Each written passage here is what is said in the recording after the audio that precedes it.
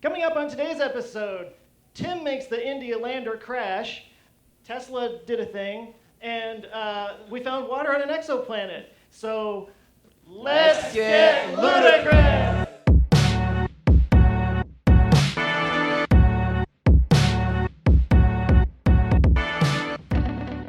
Hey, and welcome to Our Ludicrous Future. This is the podcast where we talk about all the cool future stuff that's happening today that's going to make tomorrow totally ludicrous. I think I have finally settled on that, right? I think that's finally. Did you do it? Right. It was only 40 episodes before we got that part down. Even close. We are here live at Vista, California at the Wavelength Brewing Company with a live audience. Thank you guys for being here. Woo! Yeah! Ludicrous Live. So here's the deal. We've actually, normally when we record a podcast, Report a podcast. Yeah, this is going to be like this all night, guys. This is the first time we really talk all week. So we sit down, and even like as we're teeing it up, we're like, hey, did you hear about this? Save it for the podcast. Yeah. Save it for the podcast. Yeah. And so we've actually been hanging out the last few days. So earlier we were like, I don't know if we'll be able to talk to each other. We've already covered everything. So actually, that's a wrap. We'll see you guys. nothing. Thank you. We have Thanks nothing for to talk coming. about.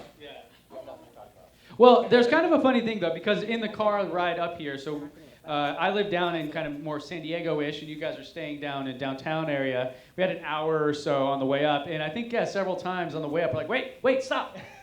We can't say that because, we need to save it for the show.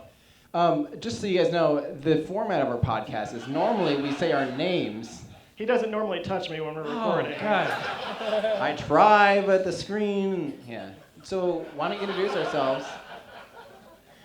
This is a grope, Joe. Introduce yourself. You skipped. Hi, I'm Joe. It's me, you're Joe right. Scott from the S with Joe podcast or something. I don't know. Whatever you say. Say it. That's it. Sorry, Ben. I don't know. Should I do it again? Yeah. Should Or I just start over? Let's just do the intro. Let's do the intro. Who are you? Wait, the All intro right, intro okay. or the post intro? Well, I wanted to get the live stream.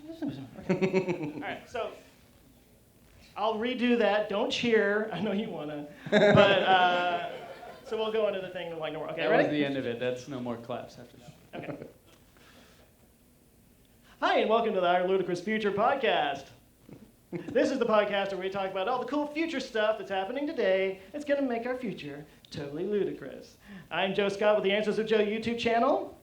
Hey! Oh, very forced. With me, as always, is Tim Dodd. Hi, it's me, Tim Dodd, the everyday astronaut from things on the internet, but also in Vista, California. Woo! I'm excited, yeah. And then we have Ben. Hey guys, it's Ben Sullins from the Armchair Expert Podcast. How are you guys doing today? Yeah, I think we're doing good, right? Yes. In So- beautiful San Diego or Vista, California. So for those of you listening, we did an intro, and then now we redid it. But but there's one thing that I did want to find out, and you guys were kind of doing it while we're setting up, but I want to do it so that people at home understand. Who came from the furthest? Raise your hand if you're from out of state. Ooh, wow. 1, 2, 3, 4. 80, 90 or so people. Way up They're there in the listening. They won't balconies. be able to know. Way over there at the end of the stadium. It's hard to tell. Welcome to the Okay. Hollywood Bowl. So who flew in then, I guess, is the next. Yeah. Okay. And you guys are from Oklahoma. And where are you from? Oh. Calgary. Dang. Fancy. International. Wow. Anyone else? Just want to give recognition for those people that made it out. You guys are Nobody else amazing. counts. Where in Oklahoma? Because I used to work at a company based out of Stillwater. What? Wow. I Wow. don't know. He was Weird born reference. in Stillwater. They can't hear you. In a world. In a world, in a Stillwater, So. where a man is born. Speaking of water, Ooh. Oh. I'm just throwing it down, folks. This is going to happen.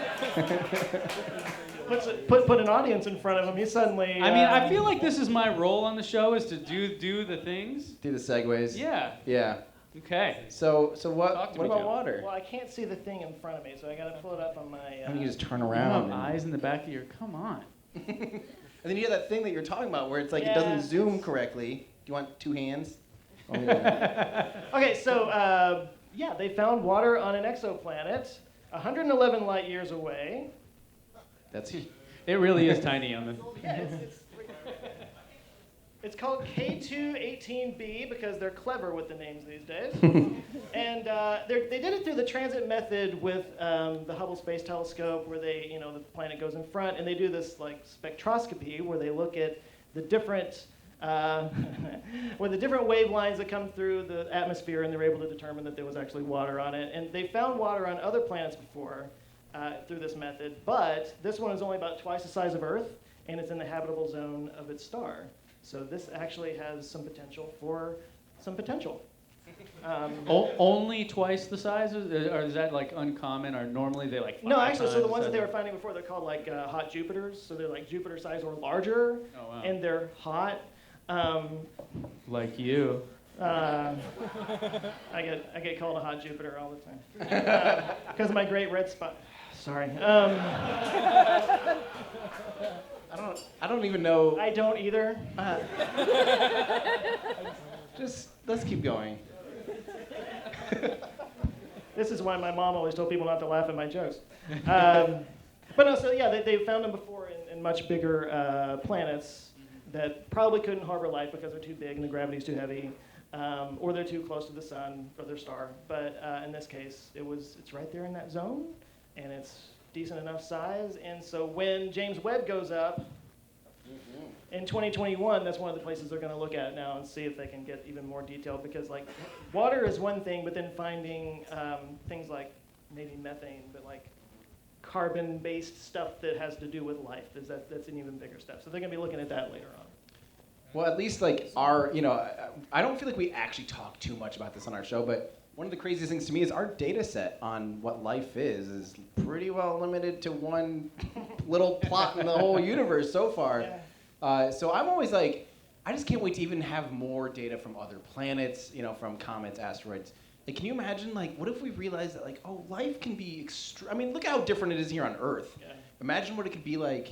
I mean, we might not even recognize it, as life. Yeah, like one of the things people say it all the time is that our understanding is you have to have liquid water for life to exist, like flat out. If you don't have that, life doesn't exist. And it just seems like a weird rule to have, considering how little information we really have about, the ginormity of the universe.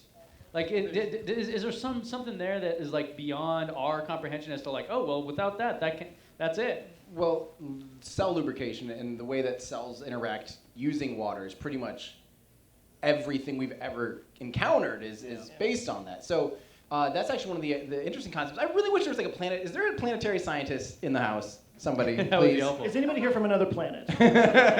We would like to observe data. No, but really, is there actually like this would be the room of people that might actually know and be like, the people that are normally yelling into their car, like, oh, Yeah. they said Jupiter! Yeah, they get to do it in front of us now. Did anybody bring tomatoes, by the way? Yes. Yeah. Oh, yes. Yes. Yes. Perfect. I'm going to that's get hit with amazing. something. Be Great. careful what you wish for. That's wonderful. Gonna leave a red spot. But I was going to say, wow. Honey, I don't know what happened. I just, I was on a stage and people started throwing things. So, but Titan, there's a theory that you could use, I don't remember what mechanism it is, but another form of potential cell lubrication that could potentially, like, we don't have any observation of it, but like, chemistry-wise, it could almost make sense that maybe life could be like that. I mean, how crazy would it be if we, like, land something more substantial besides Huygens on Titan, and, well, we will, and then, I saw your voice cracked and then, that's how you say it. I don't know. Actually, I don't know how to say it. It's like a tonal language. You have to pronounce that. Yes. You gotta say, look, Huygens. Huygens. Huygens. But when we land something else on there again, which we're gonna do with the Titan helicopter that JPL's doing. Yeah. Ooh. Yeah, that is awesome. I actually got to see it from like 10 feet away. Did I tell you guys about that? Yeah. Here we go. No. Anyway, I was like standing next to this vacuum chamber at JPL, and they had the actual. And then I saw her from across the vacuum chamber.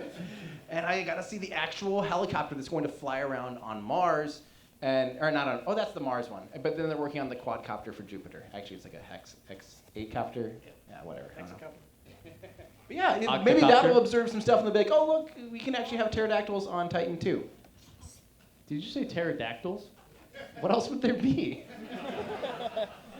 This is also a, prehistoric podcast where we talk about our ludicrous past.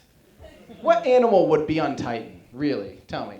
Fish. A very cold one. Polar bears, maybe? Yeah. That's where the ice is. They're like, yes, found it. Been searching. Tardigrades. What about Bigfoot? Oh, Bigfoot. Maybe that's Ooh. where... Maybe a werefoot. A werefoot. Did that video go out today? Yeah, it was done. Oh, okay. I never know. One of the funny things about this is we talk about the upcoming videos. Well, I know we do that on the show, but we also like bounce ideas off each other a lot and stuff. So it's always like, I'll be like talking to someone like, oh wait, Joe, did you publish that yet? Like I don't want to. Not that anyone else is gonna do a video on that. Like I guess there's just kind of a dumb thing to be nervous about, but somebody else might make a video on that. Yeah. And that's one of those topics. Sorry, we always go on little, dumb Tangents and rants. I think they know. I think that's why they're here. This is just called one long dumb conversation. That should be the name of our podcast. But contender. I think we've even said this on the show, but I always find it so funny to me when people point out like so and so did a video already about California. You're like, yeah, like it's okay. There's a lot of videos about California. It's not like a novel concept. So if that happens, and like the one that I did on Monday about the tetrachromacy thing in the comic. So there's another guy that I met at VidCon one year, and he's a nice guy. He's got a channel called Knowing Better. He tends to be a little bit more political, so whatever. But anyway, he did one years ago on that topic, and it was very much a debunking kind of thing. And his was actually making the point that, like, for those who don't know, like trichromacy is what we have. It's the three with the red, blue, green cones that see those different wavelengths. And there's tetrachromacy where you have an extra cone. But they don't like see in more colors than everybody else can. But they basically have an extra cone in the same spectrum or the same the range, the same range as we do. So that was what his video was about, kind of busting that myth kind of thing.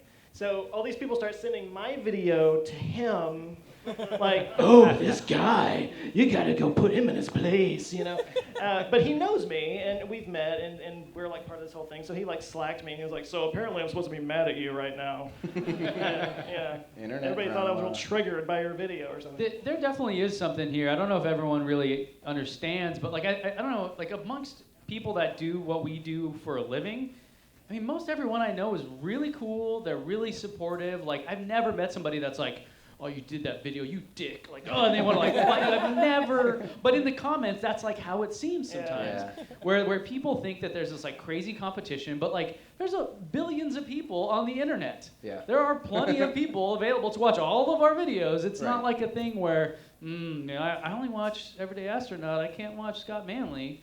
Right. Or like whatever. It's like, no, like everybody has an opinion or perspective. Yeah. So I don't watch just one like tech channel. I have like 5 tech channels that I like to watch, and I will watch all of their opinions about a new product. Like new iPhone or something. I'll watch all the people that I study. I want to hear from each of them. Their opinions. Like, Tim, what was my last video? I mean, I love Teslanomics. He always talks about Teslas, so I always watch that one.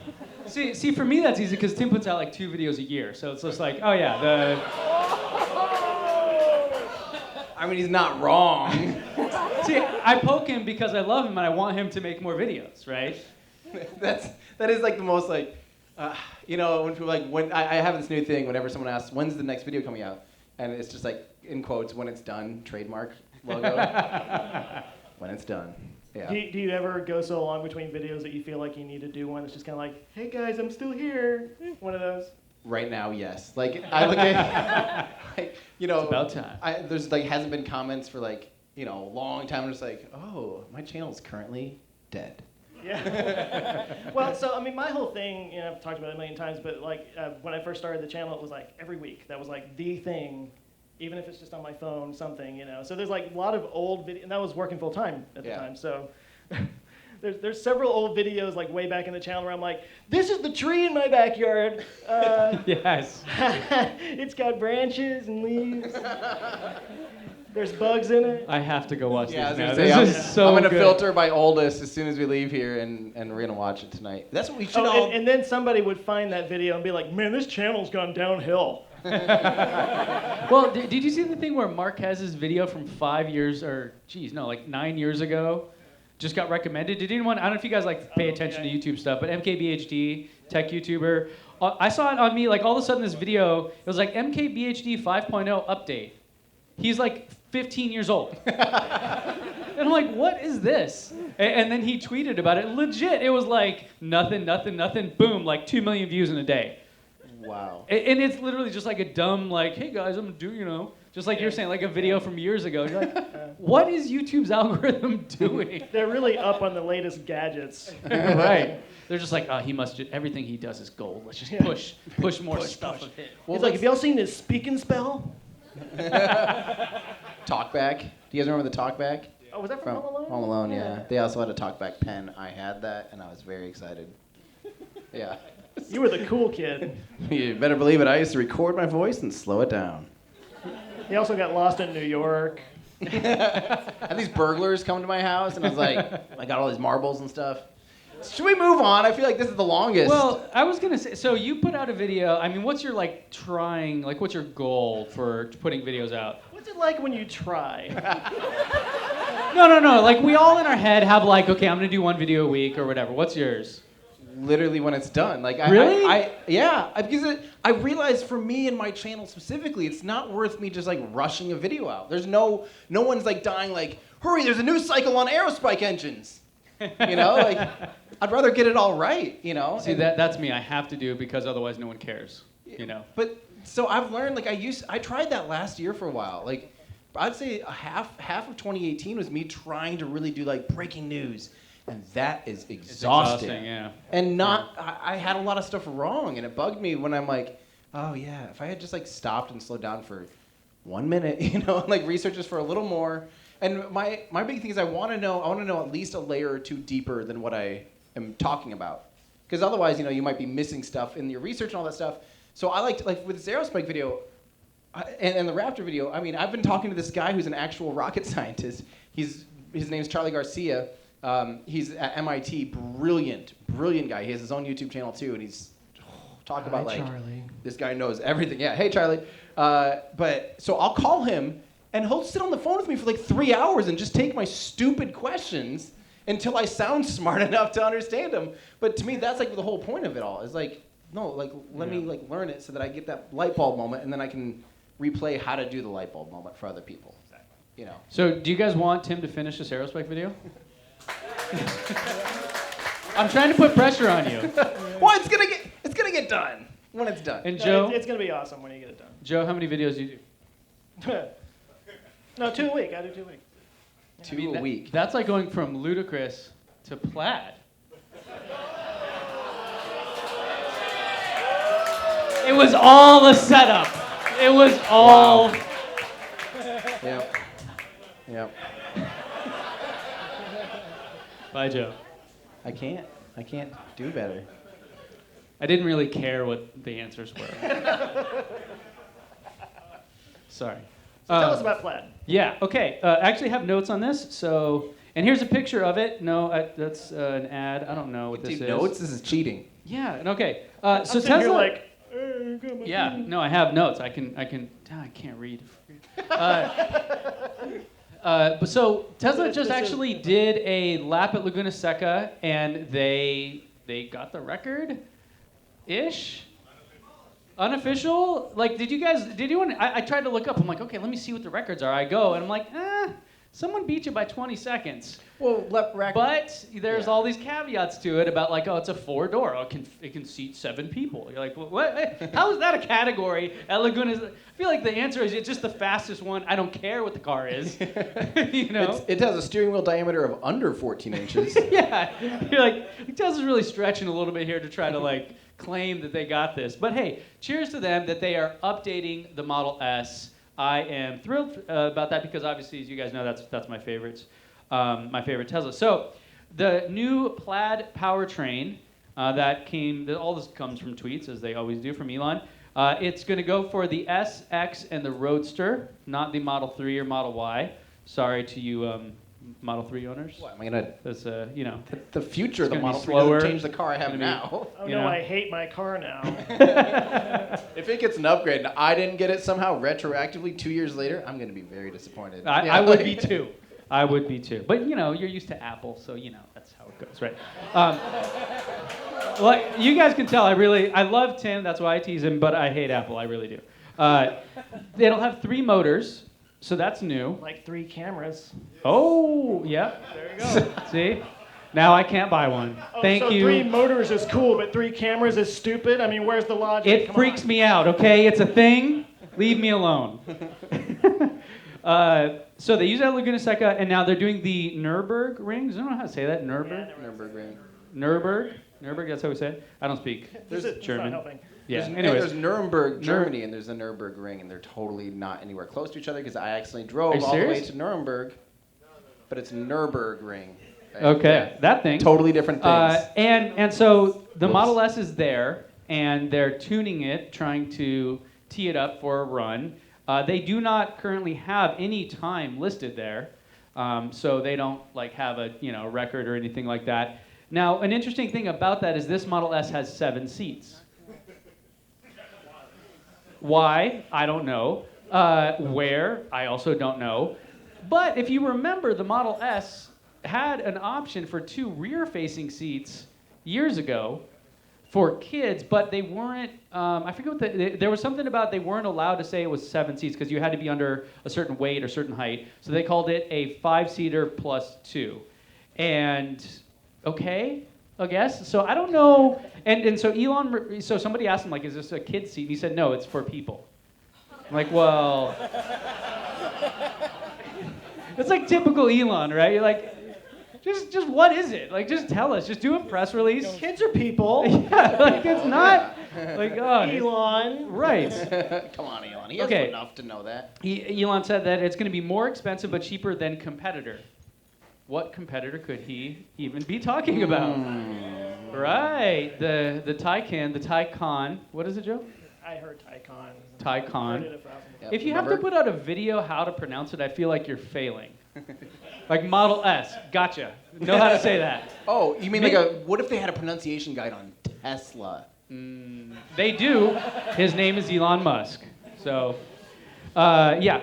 Apparently they're talking about the Porsche Taycan.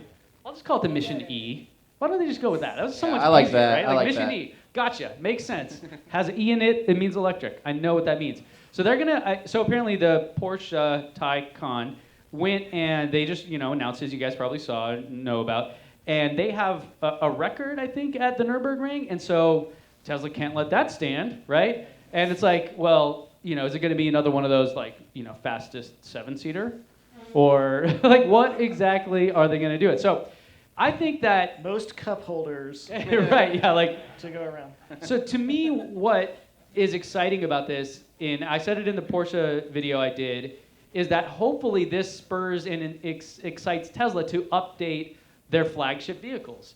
And they're doing it literally days later. So that's awesome. And that's, I think, how all of us, consumers win, is when there's legit competition. So anyone that is in the Tesla community is just dogging on the Porsche, who cares? They're not even going to sell a lot of them. It's really such a niche product. But if it gets Tesla off their ass and starts making a better car, hallelujah. Yeah. Let's do that. Yeah. Well, What an applause line. well, it's not like that's like saying that you don't think Tesla makes a great car now, because obviously they do. So it's not like they really even need that. Well, right but the now. Model S is a bit long in the tooth. Yeah. I'll give it that. Yeah. Same with the Model X. I mean, they're due for an update, and they did the thing with the Model 3 motor in the front and gave it some more range, whatever. The biggest thing I think that they have to do with this next update is add V3 charging. Yeah. How can you yeah. possibly have your flagship vehicles not able to charge nearly as fast? And I just went on that trip from LA to Vegas in the Model 3, and I did V3 charging at both. Game changer. Absolute game changer. If you had V3 charging from Cedar Falls to Boca Chica, That would be like hours off your trip. Yeah, it'd be a good hour. How Yeah. could you not do that for the Model S? Like, it has to be coming. Well, we were talking about on the drive up, actually, that I was arguing that on a road trip like what I was doing where I'm driving for literally 12 hours a day, and I'm getting to a supercharger, my car would be the fastest way for me to get to Boca Chica. For a 24-hour, for that long of a trip, than a Model S, I think. Or a plane, maybe. Oh, I mean, yeah. Or just be a normal person to fly in a plane. Yeah. But my logic was that it can charge at about 600 miles an hour, or 1,000 kilometers an hour, max charge rate, and a Model S, because it's less efficient, the charge rate could even be the same. You might have the actual same kilowatt hours going in, but it takes up more energy to drive a single mile. But what is it though? So yours you said is like 240, right? I should be the one to have this answer. I realize that. Yeah. But what is the Model S rated at? 250? No, it's like way more. Does anyone know what is? I think the X is like 3 something. Yeah, that makes sense. No. So what we're looking for is the watt hours Yeah. per mile. Michael, any guesses? Model S? 330 for the Model S? Oh man, that's high. So yeah. You literally, like, in a sense, I thought it was only like a small difference. I think that I was thinking that a Model S peak charge rate on the screen will say like 400 something miles in an hour, even if you're. I don't speak that language. I speak kilowatts. Talk to me in kilowatts. But it says it right on the screen, so I actually think for me to get there fastest, I think a Model 3 right now is the fastest way. So even having a huge long-range battery that can go 370 miles right now isn't actually a quicker way to road trip. It's only good if you're like trying to go somewhere all in one trip in one day and like back to your point zero. But yeah. I'm actually going to go ahead and say I don't think you need a longer range. I think you need faster charging. 100%. Period. So Model S, Model X, Roadster need V3 charging, flat out. Yeah. Yeah. And We're so all in agreement. Pretty much the point of this whole thing, the Nürburgring, is like they just want to beat Porsche, right? That's I mean, Yeah. it's a pissing contest amongst billionaires, But hey, Yeah. if it gets them to make better cars and better consumer products, then let's do it. Yeah. Like, why would anyone be opposed to that? So Yeah. thrilled for that, and really hoping we could see the Roadster at the Nürburgring Yeah. next year. Yeah, I don't know. I think they could do it with the one. I don't know, because there's a lot of like thermal management kind of things on a track like that you need to solve, and the Model S traditionally was bad about that. Now I do wonder. So they said the Model S beat the Laguna Seca record. Does that mean it beat the Model 3 performance?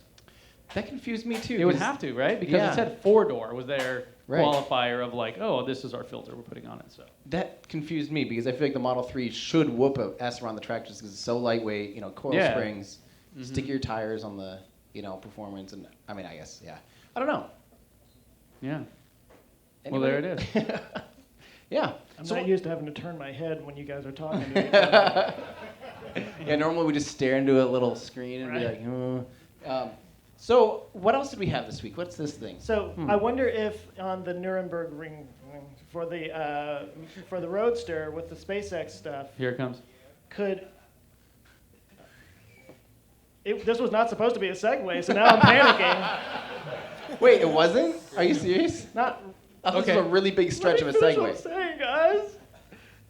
So ruined this joke. If it has a SpaceX package and it can jump over things, can it skip over a curve and win? Oh, There you go. And the vegetables are flying. Yes. This is my dream. You liars! Only like 2 people.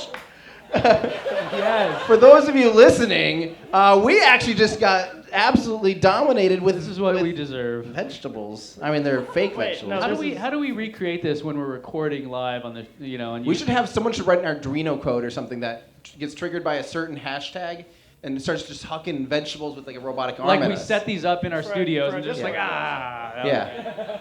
Yeah. Are our Discord guys listening, by the way? What was that? Are our Discord guys listening? Maybe they are. Are you guys there? Is it? Well, we doing don't it? know. We don't know because we can't hear okay. them. So nice try. Well, no, normally we have a little. Yeah, we do, and interaction we normally So- can read the chat room. Yeah, if you before. guys ever hear us say that, maybe we just started doing it a couple weeks ago. So maybe Yeah. if you guys are confused about what that is, we'll say, oh hey, comrade, yeah, blah blah blah.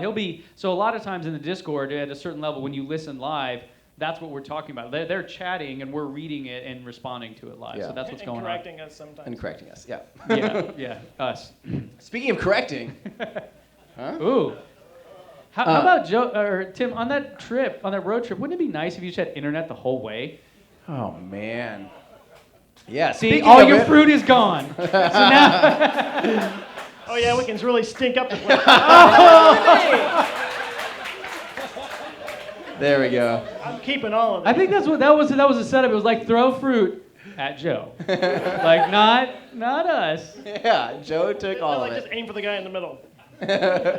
So speaking of internet anywhere, so there's this company called SpaceX, and they launched some rockets, and they also build some spacecraft. And Wait, go back to the beginning. there's a company called SpaceX. Yeah, don't jump in too complicated here. Okay, we're gonna start on page 1. So basically, Starlink, obviously, we've talked about on the show, is this global internet constellation, of course, and we're really excited for it because once it's in service, you could literally be anywhere around the world and have like gigabit internet, right? The ultimate dream, at least for a total dork like me. Like, please, yes. All of a sudden, Gwen Shotwell, the president, came out and talked about how next year they're trying for 24 launches of Starlink. And remember, each launch is 60 satellites at once. So in other words, what that means is by the end of the year, they might have a sellable consumer product. By the end of next year, internet, at least within certain longitudes, already. That's insane. That's like unbelievable.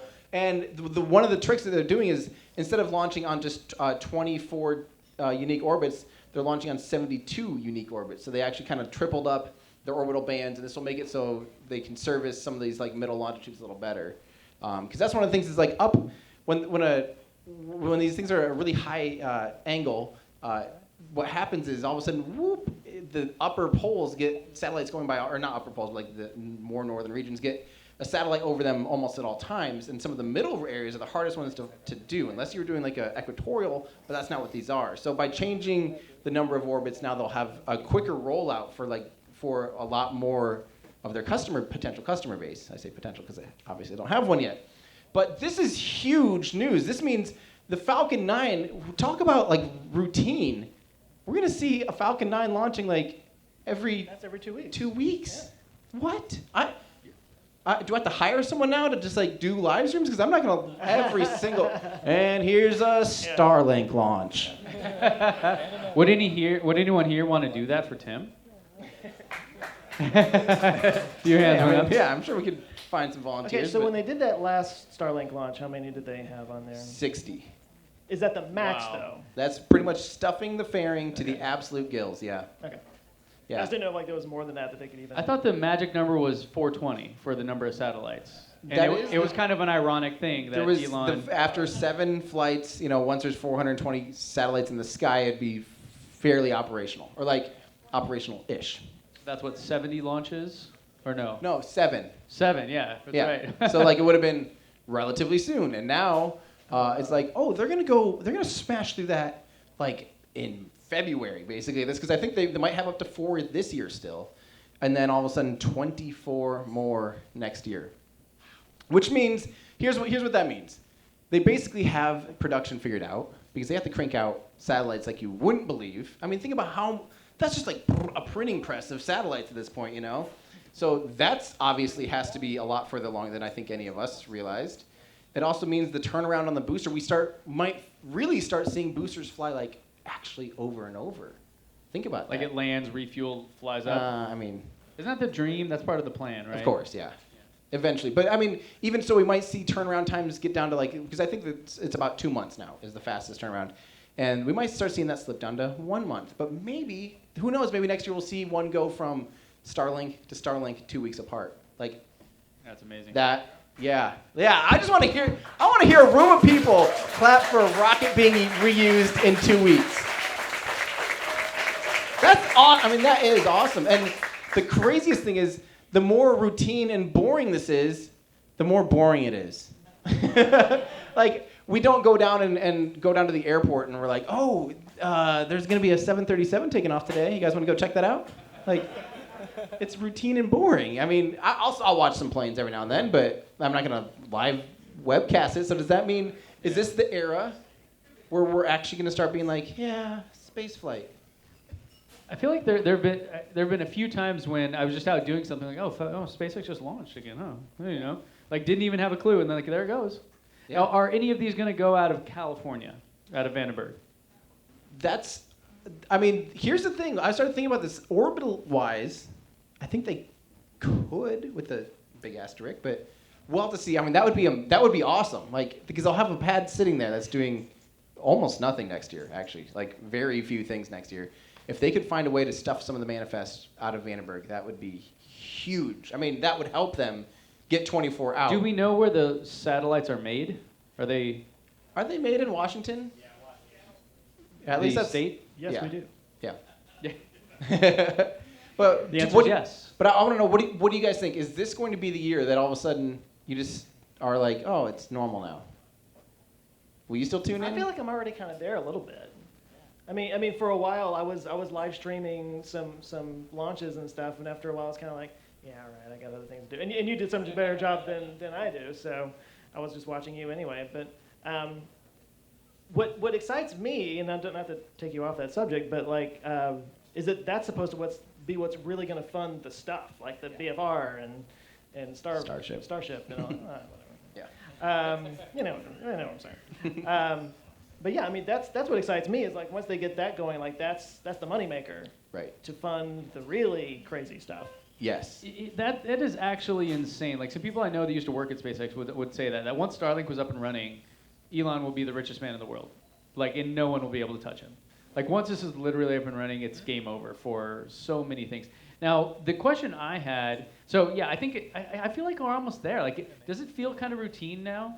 Like to me, it's more interesting when like it's a non-SpaceX launch. I'm like, oh, Rocket Lab's doing something cool, and I know they're doing it, but it's like SpaceX launches are kind of normal now. It feels like You almost need the Falcon Heavy launch to be like, Right. sweet Falcon Heavy coming on, because now we're like, oh, they're just landing a rocket, you know? Exactly. Right. Yeah. And that's the funny thing is like, for me now it's like I went to the Falcon Heavy and now it's all downhill from here, right? Like You start at the Starship, I can top. go like Right. now if I go to rocket launch, I'll be like, wait, there's only one? What's going on? Like, oh, come on, man. Well, I think, so one of the crazy things to think about is obviously if they're like printing money like this, think about how quickly, and we're already seeing Starship, actually I want to save some of this because we're going to do our favorite things of the year at the end here. Favorite things in the past year. So maybe I should just pause on that, sorry. Segue time. Look over here. Remember that time? Bum-ba-dum, Speaking of bum-ba-dum. live streaming launches, So, but hold on, Starlink. When can I cancel my internet and go Starlink? This is the real question people want to know. it honestly sounds like literally maybe by the end of next year. Like a year from now-ish, maybe a little more. Wow. I mean, that it might be Elon time, but and it also is Gwen time, and I Yeah. trust Gwen time a little more than Elon time. 100%. Absolutely. Man, shout out to Gwen because we need to clone her and put her at Tesla because they need some help in that regard. So would you go with Starlink instead of? Oh, yeah. I don't know what your home internet is. I don't. So Right now I'm on MediaCom because my office is like right next door to Cedar Falls, my hometown now, and for the time being at least. And what's going to happen is like MediaCom, I'm stuck on coax there too. So you have 60 meg upload speeds.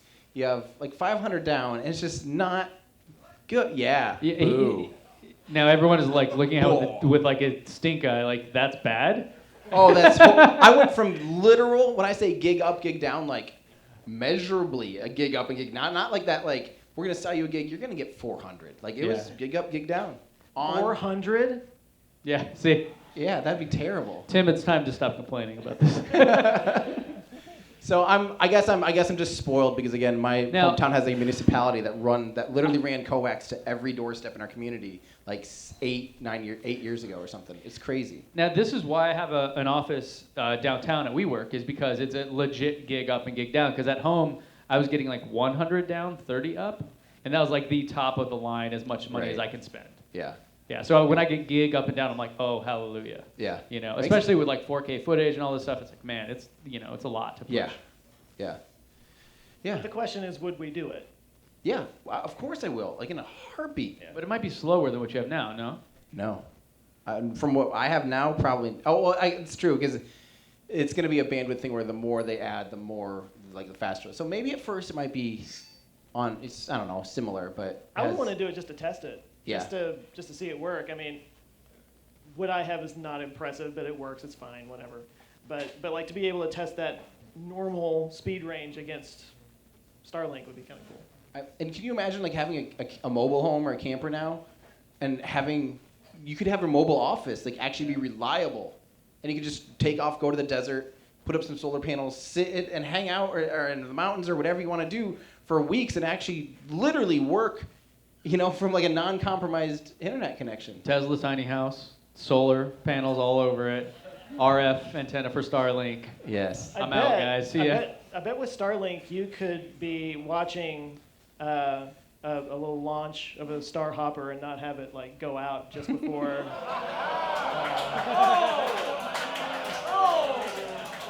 That's an advantage, is what I'm saying. See, you guys are giving me a hard time. Speaking of things that crash. Ooh. There we go. So I don't know if you guys know this, but this is almost a week already now, so it feels like ancient news, but it's still a huge, huge, huge deal. India, remember they were trying to land their,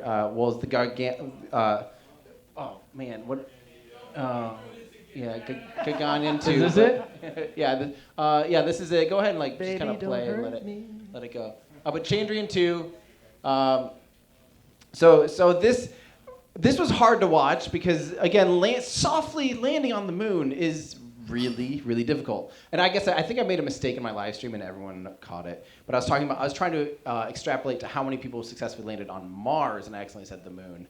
And I was like, so Soviet Union only kind of has, and everyone's like, no, and I'm like, oh, They've got landed sorry, there 9 times. Mars, yeah. But to land, they would have been the 4th country to softly land on the moon after, of course, Soviet Union, United States, and China. This would have been a huge, huge deal, and it still is a huge deal because they at least have the Chandrayaan 2 orbiter. And yeah, my face, I'm sitting there going, oh no, oh that's not good. And one of the last things. This is the moment where his heart broke in two. Yeah, and unfortunately they had a thing where they showed the orientation kind of on screen, and for a little bit the lander was completely basically upside down almost, and I was like, I thought maybe that was a relay, some kind of instrumentation glitch. This isn't you playing Kerbal? No, so do you know what happened? Do you know the story? No, I don't. I went on early. Go ahead and rewind. Or look in the description. Look in the description. I have a thing. I played Kerbal before this because I was like, I have not played Kerbal Space Program on a live stream in a long time. I need that mental break. It'll be a lot of fun. I'll show people this mission coming up. More boosters. And we're going to get an ad. Oh, great. Now the times are a-changing. So, but what's crazy is I tried to recreate this mission in Kerbal Space Program, and I recreated it a little too accurately. You did it perfectly. Yeah, so I guess I pre-created it. So you jinxed it. Yeah, in other words, they were apparently, some of the people in Mission Control may have been watching my stream a little too closely. But okay, what's he doing next? Here, hold on. Okay, no. Let's not do that. Go scroll down a little bit, and you'll see the timestamps there. Let's see. First landing attempt, 1:52:43. There you go. So you'll see mine happens to actually be a pretty perfect representation of what may or may not have happened. We're still waiting to actually hear exactly what did happen.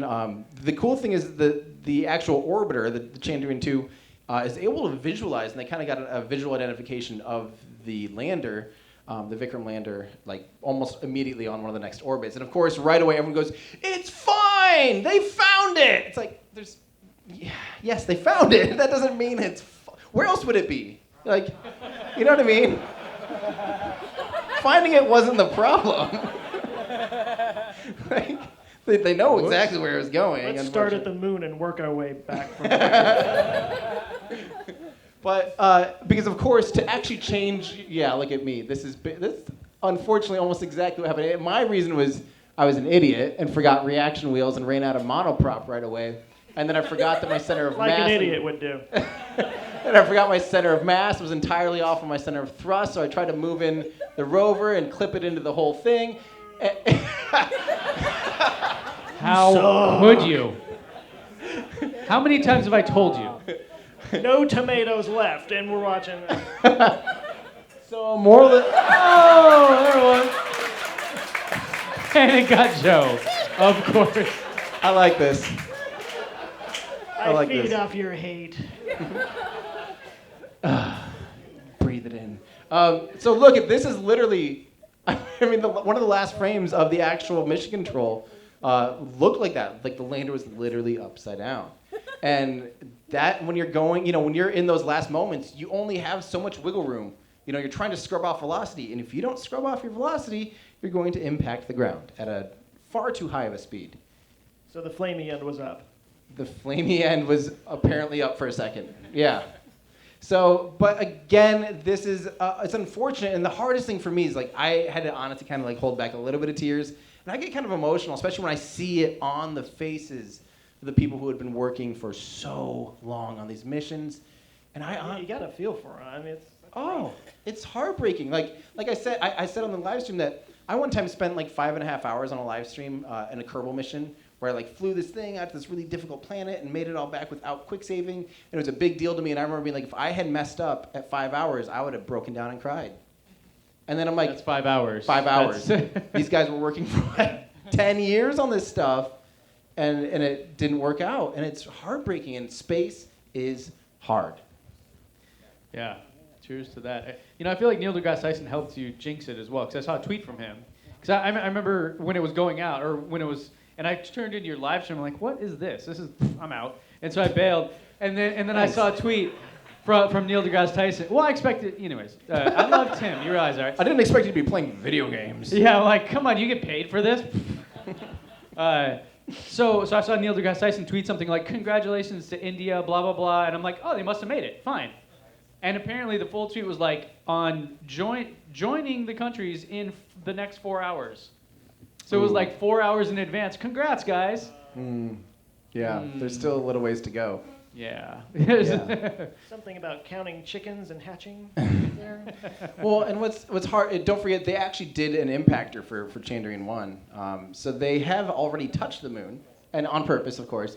And this, a similar thing happened too with Israel earlier this year when it, unfortunately, did a very similar litho break. Was that the X Prize? It was attempting to do the X Prize, but they were even too late when they took off to even get the X Prize. Yeah. That was Space IL. Yep. Right. Oh yeah. Space IL with from Israel. Yeah. So we've had a bad string of trying to be these really cool missions. We do still have a few X Prize people trying to land on the moon, even again, kind of like Space IL, just because they already have it all figured out, and they're like, well, we might as well keep going and try to do it, because it is still that's a huge. If you can do that, that's insane.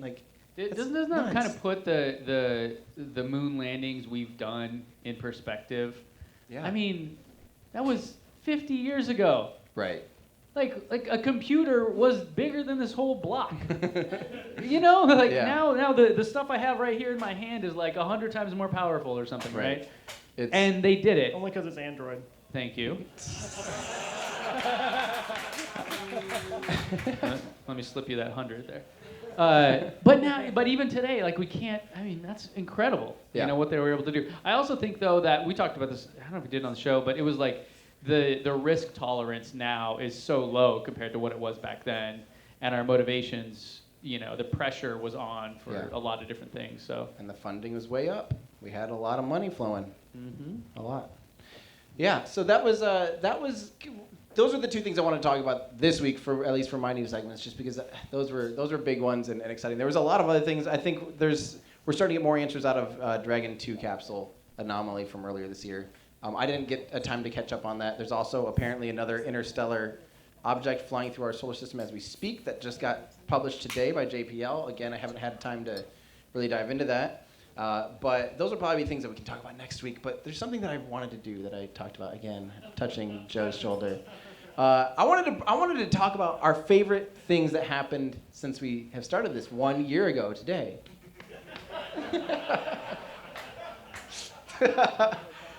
Stick with the tomatoes.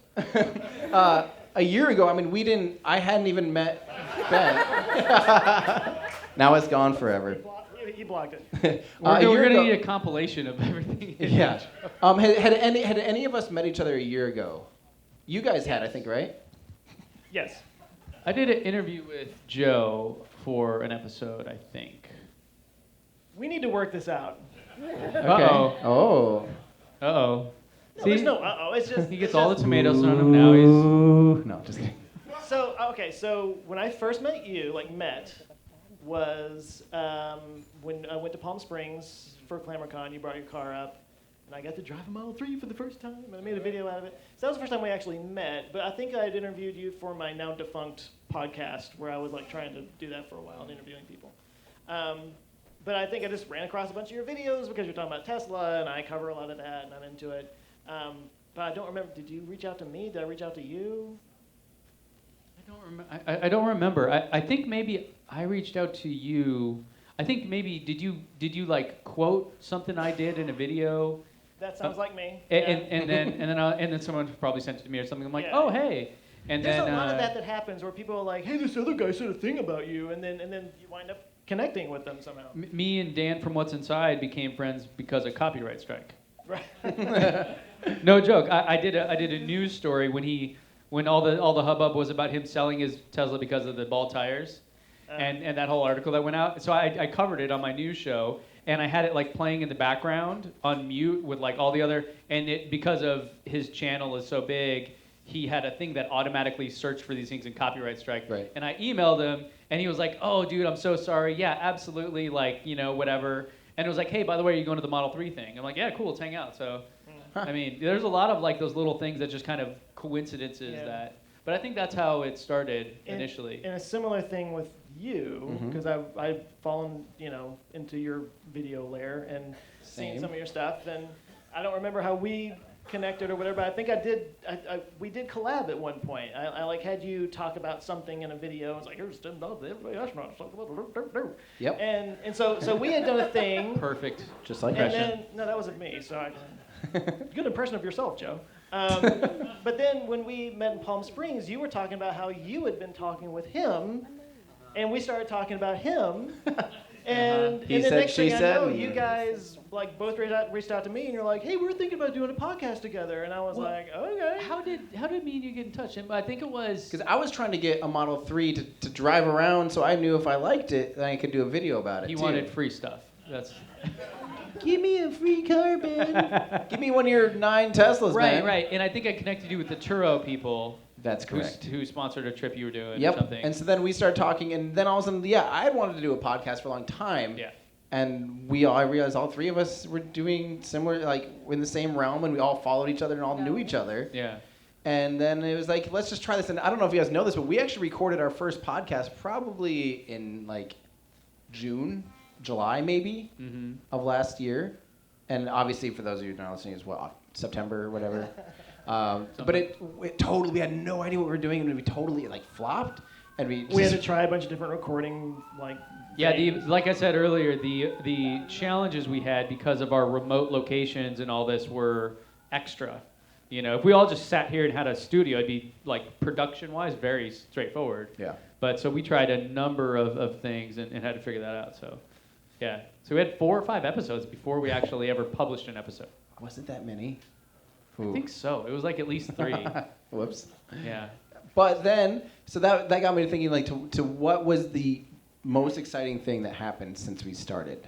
And I'll say since we actually, a year ago. Let's go ahead and not like when we started last summer, but like our first published podcast, which was about exactly 1 year ago. What's your guys' favorite things that have happened since then? Well, for me, it has to be Falcon Heavy. I mean, getting to hang out with you guys in person. I think, was that the first time we all hung out in person? Yeah. No, that was the first time I met you. Yeah. And we were we were in another brewery, and I'm sitting there, and there are all these other, and you showed up a little late. It's fine, whatever. But anyways, you walked in, and I'm sitting there. It's like, that's him. That is exactly. No. That's the everyday astronaut. Okay, now I owe you 100. Like, oh, wait, I talk to him every week. It's No, is that true? Okay, so, little, but no, but- Tim doesn't know this. so no. But no, you walked in and like immediately, because his fans are crazy, and they're like all around you, in a good way. But it was me in high school all over again. I'm like on the outside of the circle, like.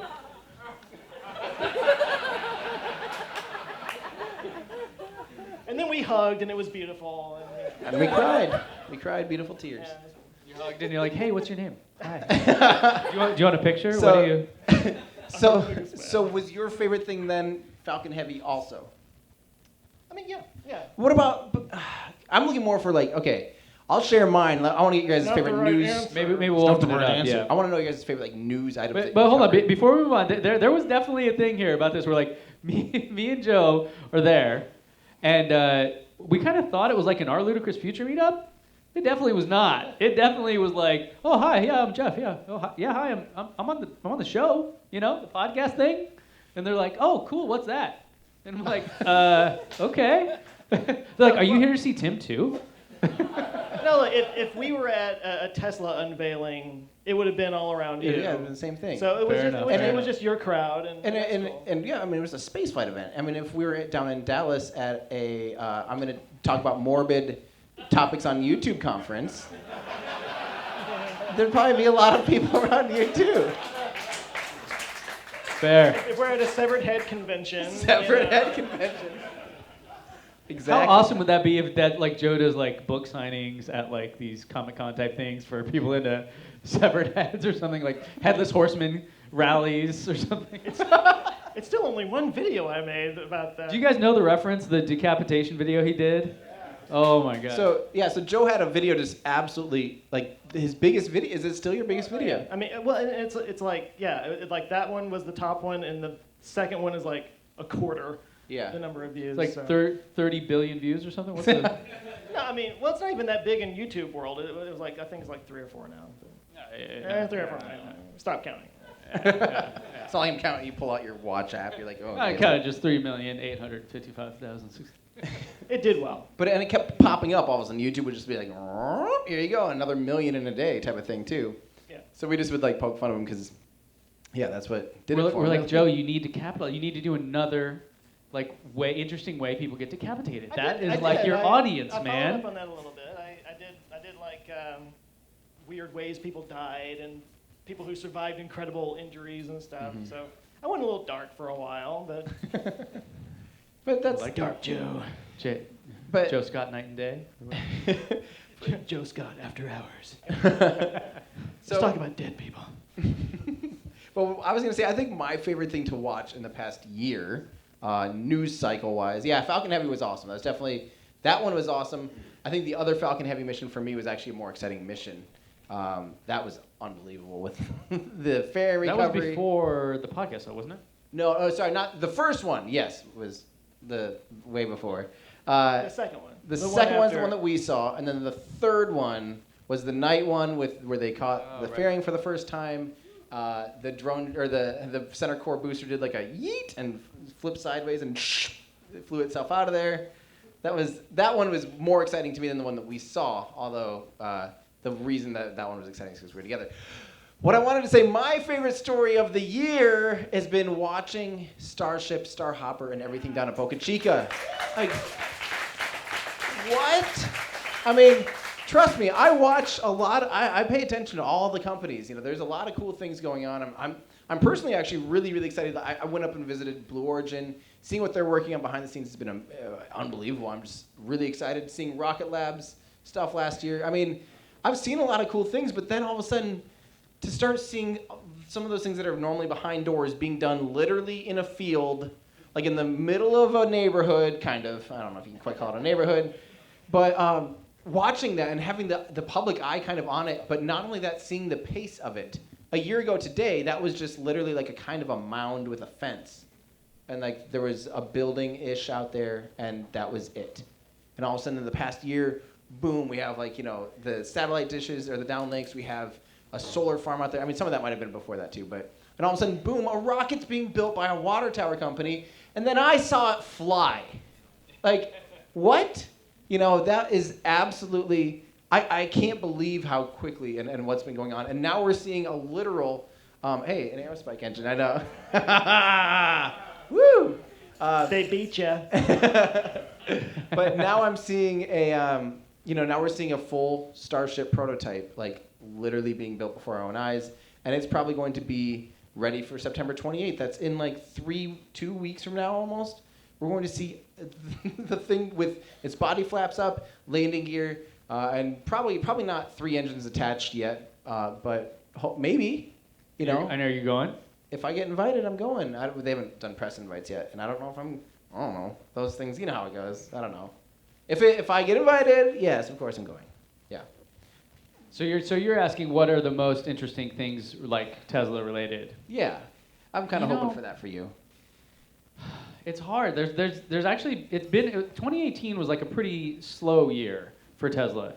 It was like in 2017 it felt like there were tons of events. There was all this new stuff like the Roadster, the Semi, like bam, bam, bam, like major stuff.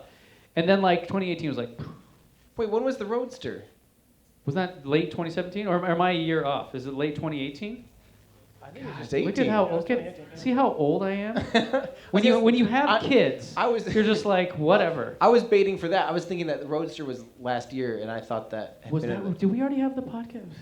Sorry, I'm just like remember time when we is first relevant. started and we hadn't gotten our cars yet? Yeah. We were gonna do a bit called "Dude, Where's My Car?" Yeah. Or "Where's My Car?" And then like before we got a chance to do it, we both got our cars. It's like, well, okay, we're not doing it. Yeah. So if the Roadster event was there, that's definitely it, obviously, because that was just a mind-blowing. Everyone thought it was going to be boring, stupid. Like, why would you come to this? Like, I had numerous people I knew, and I'm like, hey, are you coming to this thing? They're like, a semi-truck? Really? No. And then Elon made that tweet, it's going to blow your mind into the other dimension or something, right? And then it was like, ooh, okay. And I remember we had dinner, me and Dan from What's Inside, Zach and Jesse from Now You Know, a few other kind of people that do Tesla stuff. It was a really creepy, weird Mexican place where we were the only ones there, and it smelled like bleach. We were like, this is like real life Breaking Bad. Like, we're not going to make it out of here. It was creepy. But they're like, no, we're open. Come in. We're like, they're like, just put your car keys over. No, so, speaking, anyone? Okay. And then we go there, and we had basically guessed all of the things that they were going to unveil. Really? So the consensus was, semi-truck pulls up, pops down, Roadster comes out. No. I swear, all of us were like, yeah, that's definitely happening tonight. And then it happened, and it still didn't even matter that we predicted it. It still was just like, ah! Like, I didn't even publish a vlog from that because my footage was so distorted and bad. It was just like me trying to do this. And then with that, the mega charger, which was the thing, and we haven't really talked about that in forever, but apparently, the semi-trucks, I think both of those were, so Tesla's thing, and the Model Y, it's funny, I thought was great. I know the media and a lot of people were like, oh, this is boring. And I'm like, we kind of need boring from Tesla for a little bit. Like, let's just do the safe thing. Like, okay, cool, that's going to work. But Tesla's thing typically, and the semi-event was the perfect example of this. They could have came out and made these little like delivery vans, like the Sprinter style vans that are Amazon delivery trucks everywhere. There are like millions of them sold every year. That would have been such a moneymaker and such a straightforward thing. But that would have been easy. They don't do that. What do? They come out and they just want to punch these guys right in the mouth and knock them down. I'm going to make a Class 8 biggest, baddest truck you've ever seen in your life. That's what I'm going to do. And you're like, oh, shit.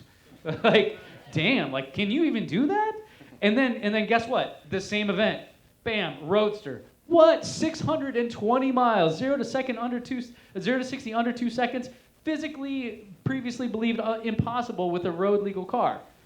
You're just like, that whole thing was like, I think a lot of people maybe felt the Model 3, the older Tesla people that had been around for a while, where they spent 150 grand for a car and waited 3 years and it was, okay. It was great, but by today's standards, you're like, but they had like this kind of this penchant about them that was like this wow, this is really up there. And then Model 3 was kind of like, oh, it's cool, but it doesn't have Falcon Wing doors. It wasn't like overly lavish and crazy, and I think it's great and it's been successful because of that. But when they came out with the Semi and the Roadster, it was like, no, it's still us. We're still Mike Tyson in our prime. We're just gonna go knock all these fools out right here. Like, that's it. And that was like the most mind-blowing experience in my of following Tesla so far.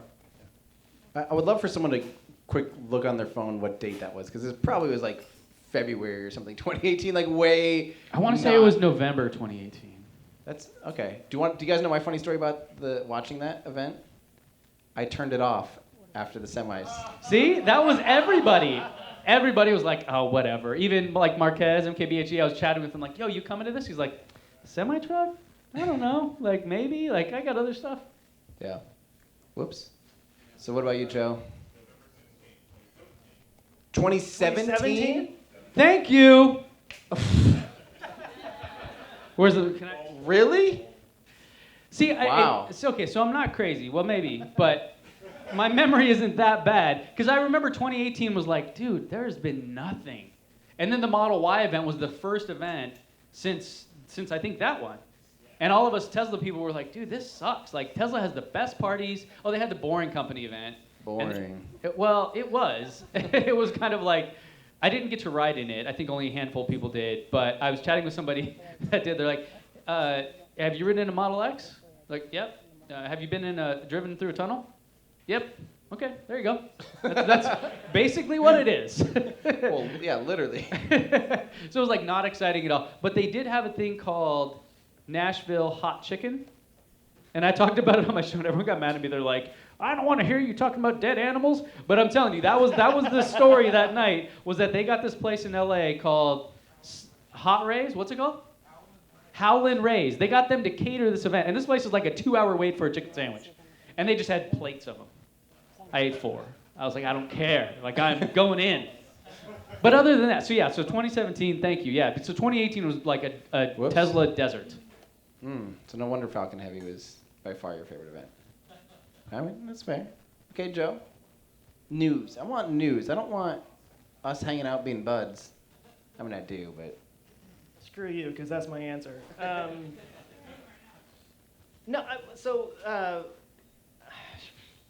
trying to play by your rules, and there's nothing that's really standing out. But I'm going to be really cheesy for a second. This week, I think, might be my favorite memory of the last year. Wow. Even though you're throwing tomatoes at me all night. Oh, I got one. Where do they keep coming from? See, and it was a mushroom, and I hate mushrooms, so fair attack. Seriously. I've been doing YouTube for 5 years now. Yeah. And early on, they talk a lot about community, about getting to know other YouTubers and that kind of thing. And it's so hard when you've got a small following and a small channel, and just it's such an isolated thing. I'm sitting in my room, like there's just the dog sitting over there licking himself, and you're like not sure if someone on the other side cares. Right? Yeah. Yeah. And so to sort of fall in with a couple of guys who are on the same wavelength.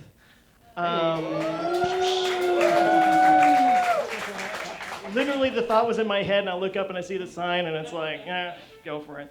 I gotta be honest. No, seriously. Like yesterday, we were all hanging out, and I was just kind of like, it's rare that you find other people that are both, of the same mindset, but also like, I respect you guys. I respect your opinions. I feel like a better person that I get to be around you, and it means a lot to me. I love you guys, and I love that you guys came out for this. Love you too, man. Told you I'd be cheesy. I know. But I mean, like this has been like a crazy week just for me. It's just to be able to come out here and do this without a second thought. I'll go do that. And I went out and did it. And there's something I'm doing after this that I can't talk about, and I'm dying to. It's so exciting for me. I can't, guys. I'm sorry. Keep the booze coming. No. But the point is, like, you'll see. A year ago, if somebody had told me this would be going on, I would have told them they were crazy. So it's just really exciting to be where we are. And how soon will people know the thing that you just teased? Like, is this like hopefully at the beginning of or? October. Yeah, no, Okay. Hopefully soon. I don't want to sit on it too long. Say what? Yeah, after the aerosonic video. Yeah. 6 months. Yeah. I James think- Webb will go up first before. I think, Tim, you're operating on Elon time now when it comes to... Oh! Why is that a dig?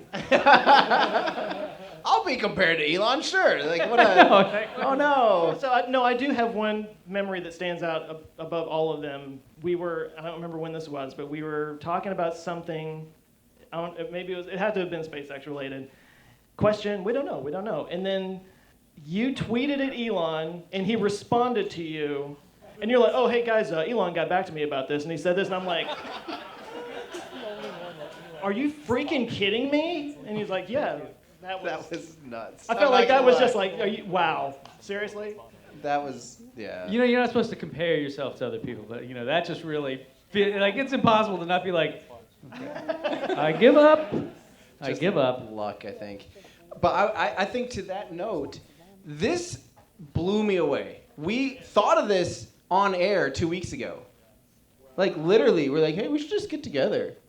And so for you guys to honestly all make a Thursday night, a lot of you drove from a long ways, flew in, did a lot of things, to be out here.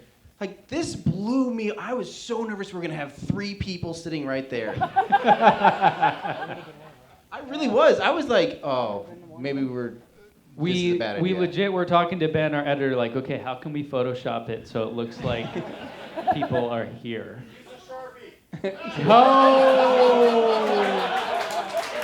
Good one. We don't talk politics or religion on the show. Since when are Sharp? Oh, yeah. Okay. He's just promoting Sharpies. But this really, really, truly means a lot more, I think, to us 3 than I think you guys actually realize. Like, or maybe you do, but I didn't realize how powerful an impact that had when I sat there and reloaded the thing, and it was like, we're half sold out already. Like, that was shocking. And then when it sold out, and do you guys follow Tim on Instagram? Maybe. So we're not going to get too deep into this, but just to give you guys a sense, I think an inspiration that you guys gave all of us was to make this like a real thing. So we just officially formed like a business for the podcast, and we have an agreement, and we have all that, which means basically nothing for you other than guaranteed we are going to continue to make content and do events, and this whole thing, this ball is going to keep rolling. So even if we get...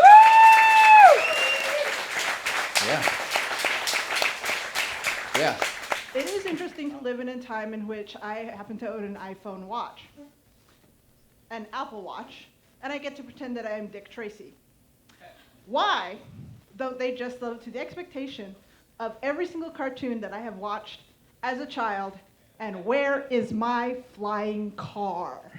Ooh. Why don't they just make a flying car? Well, Elon talked about this. I guess the Roadster, does that count? No, absolutely no. Hopping? Is No. it a hopper or is I think that's where there's a lot of misinformation. People start going like, he's gonna try to make a flying car. He never said. It's like not expected to like whoosh, take it off and buy. It's like it might go, like that's hovering for a second. It's a Hover car, sure. Hover car. Hovercraft, maybe. I don't know. Well, so Elon talked about this a lot. I don't know if I totally agree with him, because I just think a flying car would be freaking cool. But that, the funny line was always that it's not a stress-reducing situation when you have cars flying over and they break down or parts fall off of them, or, we're in San Diego, right? You throw the burrito out the window. Like, where's that going to go? Yeah, I don't know. I think that the physics don't work well. And the risk to people is probably way too high. They should just dig tunnels or something. I would say it depends on what your definition of a car is, because there are companies working on flying drone type things that are single person or multiple people. There's Blackfly, Uber's working on something like that. Whether or not that's ever going to take off. How are you this good at that? You don't even have to. I love that. This is great. I could have swallowed that, sir. Choking hazard. I said sir, I didn't see where it came from.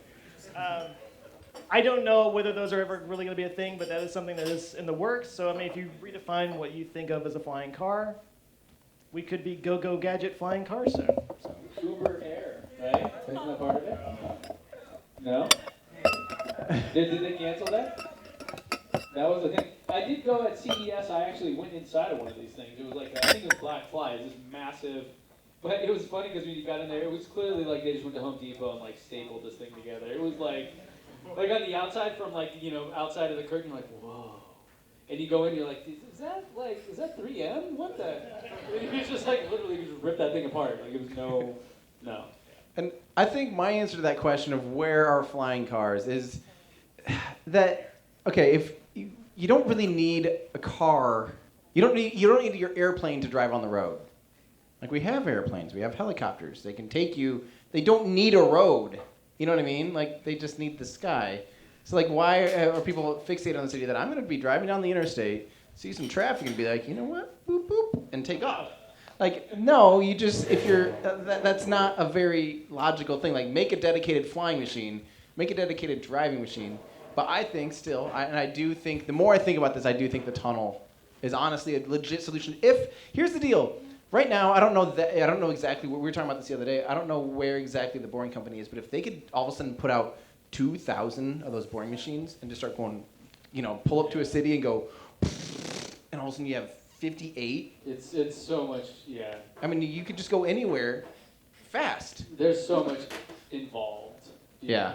But they're making progress. I think they just got actually a round of fundraising or something. They just got like $100 and something million.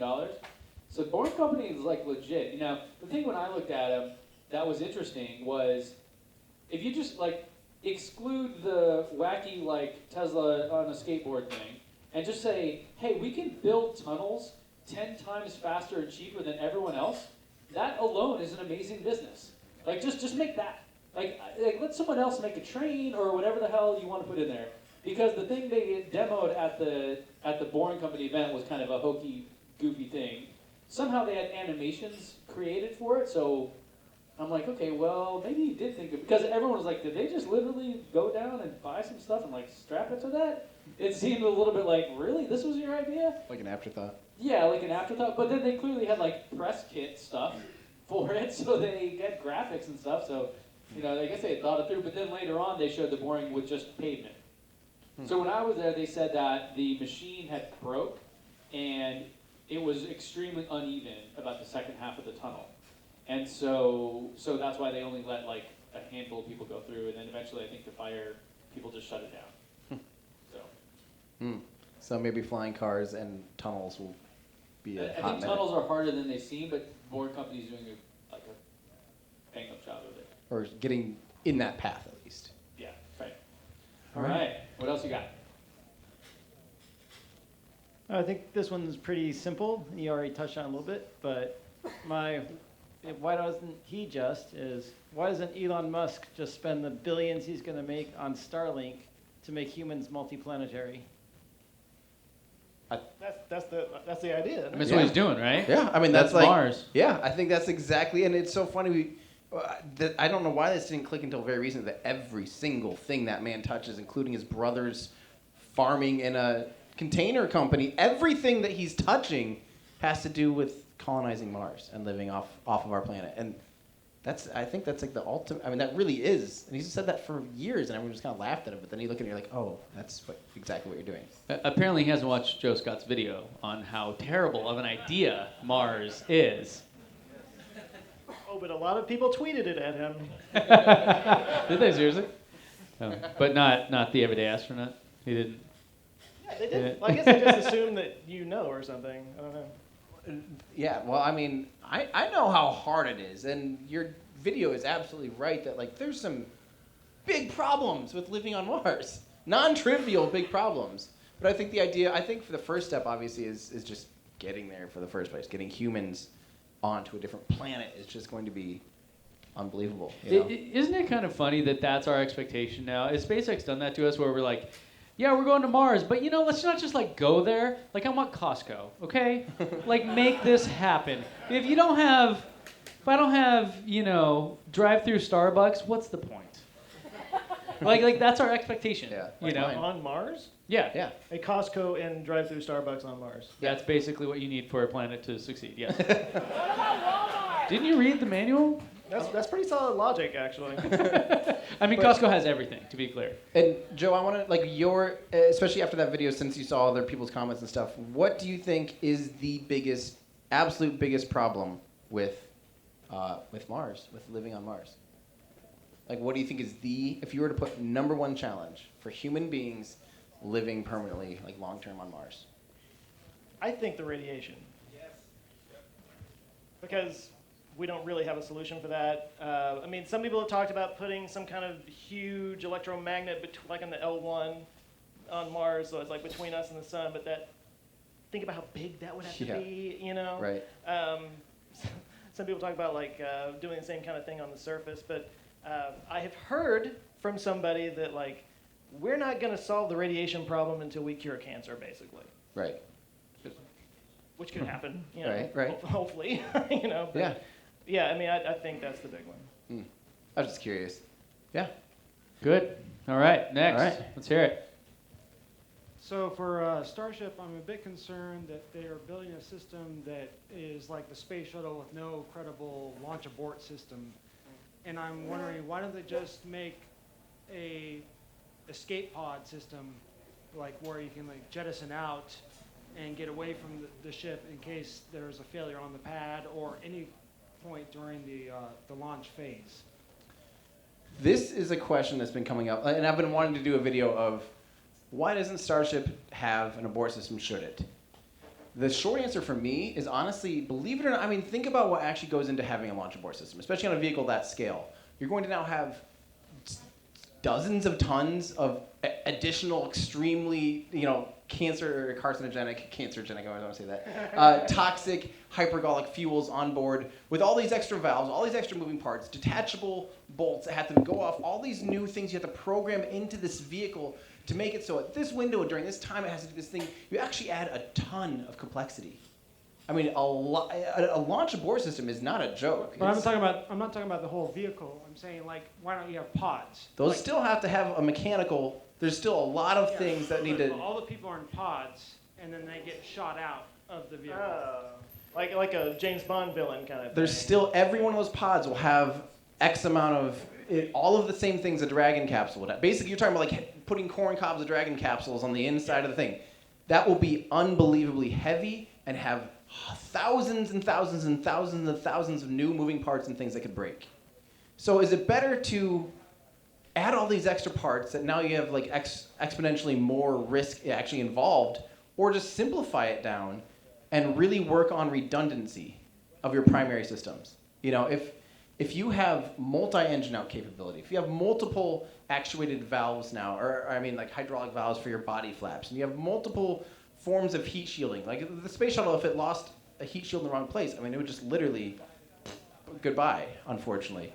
But with something like Starship that has a stainless steel airframe, guess what? If something happens to the primary, whatever it ends up being, stainless steel will stay mostly intact through. I mean, it might totally survive even if a big portion of the primary heat shield fails, because it can be a hot structure.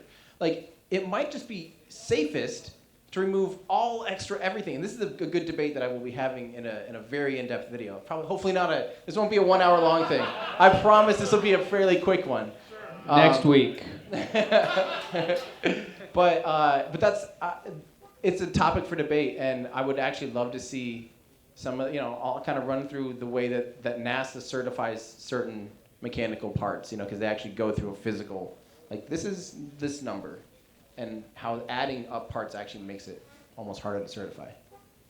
I agree with what you're saying, just the added complexity. But I actually really love that you asked that question, because I don't remember what video it was about, but I was talking about the space shuttle recently in a video, and I just started thinking about it. Like, it's funny how you just kind of get used to things, and you don't really think about it. And the space shuttle didn't have a launch abort system, and that was our ride to space for 30 years. And it had some failures, but it also had a lot of successes. But I don't know, I was just thinking about that. Like, we apparently had no problem with that. It's for about like our a very risk long time. tolerance. We are so risk averse when it comes to going to space now, right? Like, the success rate has to be almost guaranteed, It's very high. Yeah. Right. I think, when you look at the space shuttle, for instance, Challenger should not have happened. Like mechanically, it shouldn't have happened. It was a perfectly capable vehicle. It was, a management issue and a cultural issue of not listening to the people that were like, you actually can't launch it in this condition. And they did. And we learned a lot from that. Go fever, is kind of the term we use now. The biggest problem, like when you compare the space shuttle and something like even Starship, the space shuttle hung off the side, a crew compartment hung off the side of a cryogenic tank that rained sheets of ice down on the vehicle on ascent with solid rocket boosters that you had to ride out for over 2 minutes as soon as you lit them. There's no abort. Right. You couldn't do anything once you go. Okay, then we lost a wing. Like, what are you gonna, what are you gonna do? Like that, there was something about not having a mechanical abort system and also having a non-turn-offable solid rocket booster with a side-mounted vehicle that all in compounded. We can't compare something like Starship to that because they have totally different problems and totally different solutions and totally different elements of risk, in my opinion. Let's light the scandal. Nice. All right, what's next? Hey guys. Hey. So with the Model Y looking like it's going to be very similar to the Model 3, are you expecting to or hoping to see any new or unique features in it? And if not, why don't they just make it on the same model line as the Model 3? The assembly line as the Model 3? What do you guys think? That's a good one. I think we talked about that a little bit last week about how they're always trying something new and iterating. Because I remember being so frustrated with the new Model 3 lineup, and they were like, trying to do a whole new thing, and it's like got delayed, and of course I was waiting on my car. Damn it, how could you? And, Dude, where's my car? Yeah. And now I feel like they're kind of doing the same thing with Model Y, so I feel where you're coming from. This is kind of what I was saying the other day, was that like I just kind of feel like they're always trying to do something a little bit new, trying to improve on the most previous way of doing things, and even though I agree, I kind of wish it was like, just put on things right now, 75% at the same time. That was my thought. I'm guessing this is a benefit. Well, Tim, I'm curious what you think, because there is a lot of info here, but I want you to go last because you're the guy. yeah. I feel like in that same note of like, I'm glad that Tesla and SpaceX are always kind of pushing, even if they're comfortable with something, it's like, we can always do better. We can always improve upon this we can add this new wiring harness that'll actually simplify it. It'll probably be really hard at first. There's certain things I don't know to answer, so I align with Joe on that, but I don't know about any features, and I can't imagine a feature besides a power liftgate and a hatchback that's really going to differentiate the Y from, like, to me, I think they're going to be almost identical cars with a slightly, and that's about it. I mean, they are, right? Like, I went to the event, I rode in it, all that stuff. The power liftgate, somebody asked Elon that during the presentation, and it was funny because someone, it was like Elon. This is Elon Musk giving a presentation, and like hundreds of people. You typically wouldn't be like, "Hey, yeah, what about this?" Right? It just feels like a little disrespectful. But somebody did that, and Elon, being very endearing and kind of open, answered. He said, "Hey, what'd you say? Power liftgate? Oh yeah, for sure, yeah." And there's and everyone was like, "What?" Like, this was news, like, boom, like instant electric article, bam, like just happened, right? Just like out of thin air or something. The power lift gate's gonna be big. The 7-seater, I don't know why. Did you order that? Yeah, but I'll probably change it. Because that 7th seat will be literally like this. Dude, I sat in the back of it. There's no way. There is no way there's a person weighing more than 60 pounds fits back there. But, there's a lot of people that have humans in their lives that are below 60 pounds. But I don't know if they're allowed to sit back there is the point. He has one. I know, but that's my point. Like, I don't think you can put a kid back there. Oh. In the car seat and all that stuff? Right. Yeah. Below 60 pounds. Below 60 pounds. Oh. Yeah. It's tiny. So the 7-seater thing's kind of, why are you doing that? Why? But hatchback, amazing. The center panel roof glass thing, that 100% glass, that's awesome. Because my buddy, my neighbor actually has a Model S with that, and that's really cool. If you sit in the back, it's just, there's no middle crossbeam. It's just all glass. That's amazing. So yeah, the hatchback, the power liftgate, that, all great. It sits a little bit higher, but honestly, I think it probably drove by me a few times when I was there, didn't even notice. I totally thought that was a Model 3.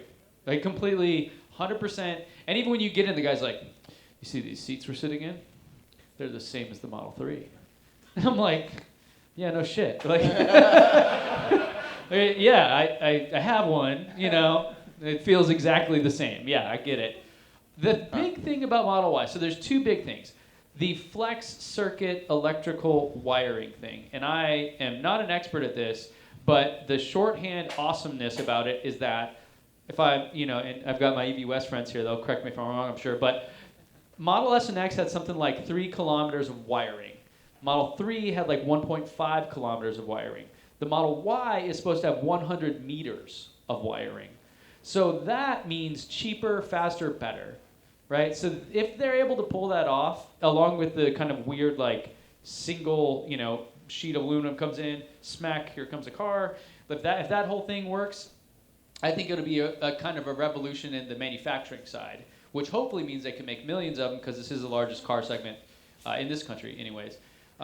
So I'm excited for it, man. And also a bit of news we didn't really talk about because it's kind of a short clip, but related to this, that Tesla just pulled permits for a new assembly line at Fremont. And they'd previously confirmed that Model Y is going to be made there. So is it going to be in a tent? I don't know. But, you know, things are happening. Maybe we'll see it. So if they can do the flex circuit and they've figured that out, and they can do the stamping in the new way that they've figured out, which I don't fully understand, but, you know, faster is the short answer, then we may see this thing quicker than we did. And I hope that we do, because it definitely seems like, okay, when you went from Model S to X, there's like a complete departure in everything it takes in the car itself. Like the Falcon Wing doors, like so much wildly different stuff, right? Other than like the battery pack, maybe. Then you go from Model 3, again, completely different. Now you go from 3 to Y. I mean, that's a short hop, right? Finally. So I think For once. and exactly, yeah. The media, like I think their stock dropped by like 4% at like in after-hours trading at the event because people were like, "Oh, this is so boring. This is dumb." Which and I'm every like, "We car need company boring." Does. Yeah, every Like- car company always does that. Like Civic and a HRV are the same vehicle with a little, you know, like. I do think they could have called it the Model 3 hatchback. Did you see Galley's video on this? Just recently? Just recently? Yeah.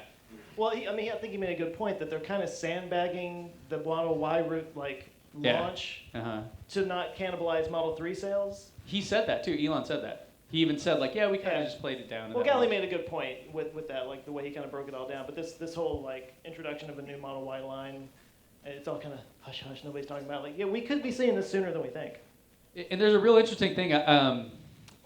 So they dropped the price on the Model Y after they updated the pricing for Model 3. So if you guys have a Model Y reservation and you want the same car, you don't want to change it, just go into your Tesla account, click Edit, and then just hit Save, and it'll instantly drop by like $4 or $5 grand. Nice. Save you money on your car insurance. All right, thanks for the question. Yeah. When you were talking about the 7-seat thing, I just think this is funny. There's a meme for the Haikubaru. And it's got 7 seats in the front, or 5 seats in the front, 7 in the middle, and 5 seats in the back. And my favorite part of it is the tagline that says, "It's poetry in motion." And I'm such a tagline fan that I'm like, I would buy that. That's good enough. You got me. It's a Marketing, meme. It's man. funny. Marketing. That's awesome. All right, what you got? I was just curious, what future do you guys see with lithium-ion battery? Like, is it finite? That's the first one. And then secondly, do we see anything in the near future to replace lithium-ion? Like, what kind of technologies are we seeing there? What do you mean by finite? Like, how Mining. how limited is it, or is There's it? an upper is limit it- to what they can hold, basically. No, Or no, you mean the lithium itself? no, like the resource itself. Yeah. Like, I mean, I don't know much about it. Here's my opinion. I know almost nothing about this, so I don't know. I know that lithium is not the biggest components, is not the biggest part of the battery, even though it's kind of in the name. My kind of go-to for finding out if somebody's full of crap when they're talking about Tesla is if they say something about there's not enough lithium in the world, and I'm like, Yeah, that's wrong. there's plenty of lithium. Manganese and cobalt, those are the bigger issues as I understand it. I don't think they use manganese. Manganese is the BMW i3 and the Bolt, I believe. It's nickel, cobalt, and aluminum. This is why I didn't Those talk. things. Nickel, sorry, what did I say? 80% nickel, yeah. Nickel, cobalt, aluminum. Amateur, expert, super expert. Yeah, right. Yeah, so flavor crystals. So I did actually some analysis on this a while ago, looking at lithium supplies, because I think someone asked this and was like, "Oh, we're gonna run out," like that kind of thing. Yeah, I'm you like, heard that one. okay, come on.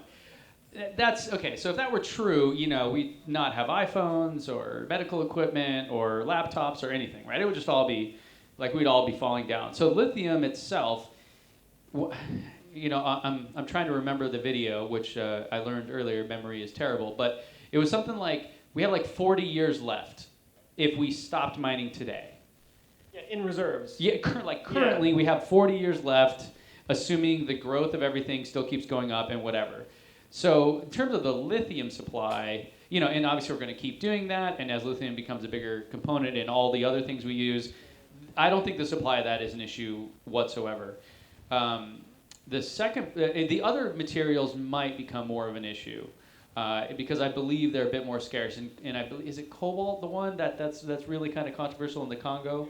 Yeah, so yeah, it's inexpensive, right? So some of the other materials are the other ones that are really like just more expensive, difficult, all that. So there are other types. I mean, you could go down this giant rabbit hole. Have you done a battery video? Because I feel like Not really. I mean, there's like solid state batteries. There's like these molten salt things. Like there's like a bazillion like breakthroughs of everything, and every week you're like, oh yeah, this is it. This is gonna be the thing. And you're like, cool, that was nice in the lab, but let's see how it performs 80 miles an hour hitting a bump in the road. At 100. Mass producing it. Yeah, I mean, so I think like testing it in a lab and mass producing for a vehicle are very different things. But there is, I think Maxwell, the acquisition from Tesla, which is actually a San Diego company, I think, they have something that I think was trying to get at this to where you wouldn't need some of these other, the quote-unquote dry electrode thing or whatever. So there's all different kinds of approaches to get there. I mean, if I were to predict any of them as being the most successful or whatever, it would be the solid-state battery. And I know Dyson is putting big bets on the solid state battery stuff, and that would solve. And you did a video on that, right? On Dyson, yeah. Right. Yeah. Because if someone can figure out that would be, I think, the biggest. And somewhere along the way, I talked about John B. Goodenough, who is like 95 years old and still breaking new ground in this stuff. Oh my God, what a. Oh yeah, I know who you're talking about, but I don't know her name. So the it's not as easy to remember as good enough. Yeah. John B. Goodenough. That's like the guy that started Tito's Vodka. His last name is Beverage. You're like, come on, man, really? No, like seriously? But wasn't there news recently from Tesla that they had some new powder that they had developed, or somebody in their team, or? Oh, right. They're I'm trying to just gonna look at you manufacture guys. their own cells, and they've been working. Yeah. There's some. I mean, batteries are a thing that like we'll figure out. I mean, I feel like that we've done a pretty good job, and I mean, look at all amazing technology around us. So I think we're doing good at it, and down the road, I mean, we're definitely, there is so much need for it that money's going to come and it's going to be fine. So lithium is, don't even worry about that. Other things, yeah, there's 100 options. And the good thing about, my understanding, again, I'm mostly going to bow out on this one, but a lot of the other materials are very recyclable, actually, if dealt with properly. The problem is, I think, our disposable culture sometimes, but at least with a big car, you take it somewhere, they could properly just, recycle it and actually reuse a good chunk of that battery. And Second Life solutions. Yeah. Where you don't even have to recycle it. You can just kind of like put that in a stationary storage. Yeah. You hear what I'm saying? And it still performs well enough to do that job. Yeah. Maybe not enough to put a car down the road at the speed. Right. But it is funny. So I did that video with Jehu where we made the suitcase battery thing. And it's funny now that there are companies trying to make these kind of things, and you look at the numbers, you're like, this is a joke. Like Jehu's brilliant and does his thing, but the amount of energy that was in there, the amount it could output compared to all these other commercial solutions was like, dude, this thing rocks. And it still like barely was an appetizer for the car. Like the car was like, oh, that's nice, here's a little sip. There you go. That was a Totino's pizza roll for the car. Exactly. It was like, It was such a joke. So these cars have so much energy packed in them. I mean, it's crazy. I would really love in that space if we could do the vehicle to grid or vehicle to vehicle thing. There's obviously some, things and stuff. There's reasons, why you don't just like, oh yeah, that's easy. Let's just do it. Otherwise, they'd probably already do it. But the fact that you have let's say 80, 90, 100 kilowatt hours sitting in your driveway is absolutely absurd how much energy that actually is. Did you see Zach and Jesse's thing about the electric school buses? No. About converting school buses to electric, and then they could literally like plug it into the school and power the school while they're charging up. Yeah. So, okay, funny tangent on that. I don't know what is the world's most powerful EV. Have you guys heard of this? The E-Dumper? Have you guys heard of this? Does someone know the E-Dumper? Yeah, okay. Perfect name. Love the name. Someone correct me. It's like in the Swiss Alps or something, and it's at a mining location. And what it is, it's an electric dump truck. Like, I forget the number. It's stupid. It's like 60 tons or some massive amount. And the thing, it's electric. It goes up the hill, and then they fill it up with like 30 more tons of rock. And then it comes down the hill using regenerative braking and generates more electricity than it needs to go back up the hill. How awesome is that? Shush, you. We're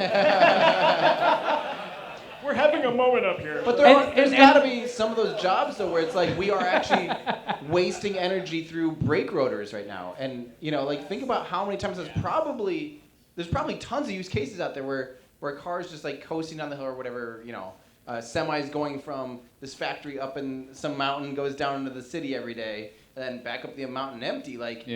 That would be the perfect solution. And if I remember correctly, when I heard about it, they actually plug it in to like the town's grid at the end of it.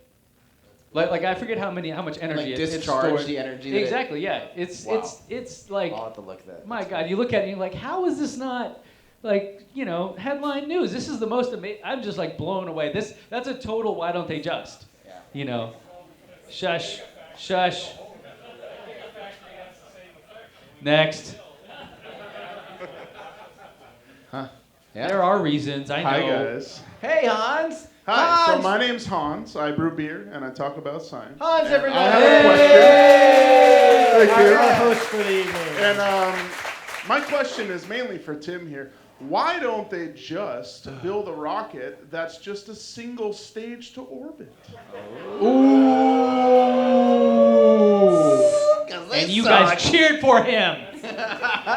No, I want to hear your guys' answers on this first, because that's part of the innocent bystander.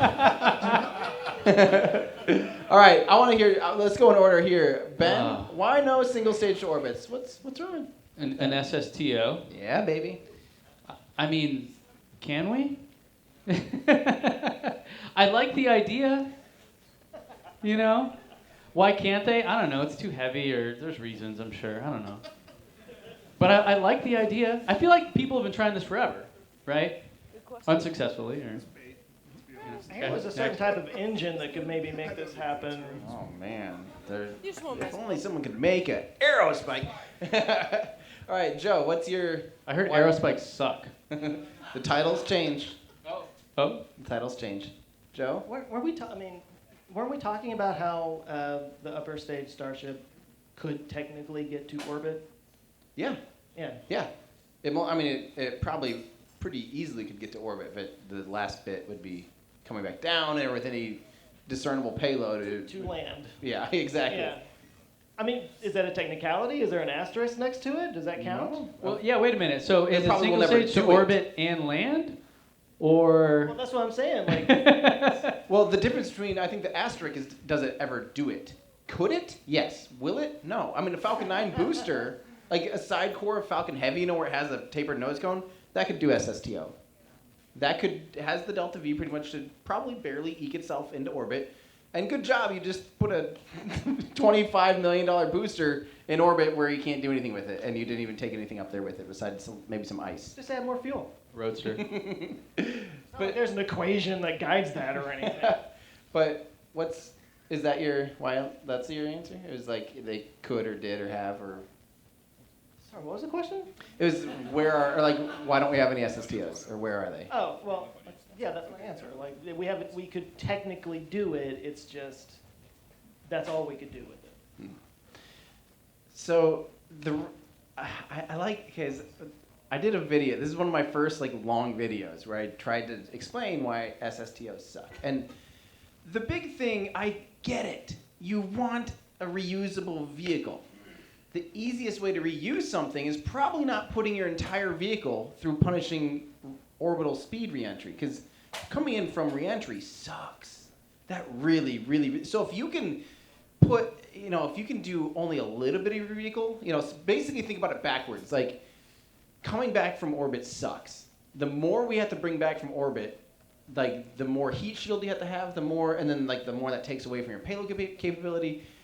It really is bad. So wouldn't it be way better if you only had to put a little bit into orbit, and the other part landed and did what SpaceX is doing constantly, landing boosters? You have very little refurbishment on the booster. It can do it, it's 4 times less speed, approximately 64 times less heat it's experiencing, for its reentry. So really, if you want to reuse something, don't put it through the worst part of the entire process. And in doing so too, people all the time are like, well, think about it, it's only one stage and it'd be super reusable and stuff. But if we're talking someday where we're gonna have to actually start thinking about fuel economy, because right now that's a big competing space in airplanes, in commercial jetliners, is who has the most fuel efficient. That saves airlines money, is when the jet doesn't have to waste a bunch of fuel. If you want to be fuel efficient, you absolutely have to stage your rocket, because again, a Falcon 9 size booster could maybe put 200 kilograms into space. You throw, that's not very good use of that fuel and that money and that energy. There's just rockets just simply prefer to be broken up into stages. Did Elon talk about trying to recover a second stage at one point? Yeah, for a little bit of time there was talks about doing an experimental recovery of the upper stage of a Falcon 9. For a hot minute they were talking about doing that, but then I think they just realized, we can just make some Starships and start practicing that stuff without having to do it. Would that in kind of effect be that? Be single stage to orbit? So you launch both stages and you return both of them. No, that's multi-stage. But still, what is the That's purpose? fully reusable. Right, but what is the purpose of single stage? Joe's killing me. What is the okay? How about this? Rewind. Why would you want single stage to orbit? Exactly. Period. Do you guys hear that too? Just kidding. Yeah. That's exactly it. It's when it comes down to the actual basics of it, is why would you? People think it's cool, but yeah. It's cool. But is it the best use of your energy, your resources, and your time, and every bit of it? It's worse. There you go. Except for you avoid staging. Ooh, since when has that failed lately?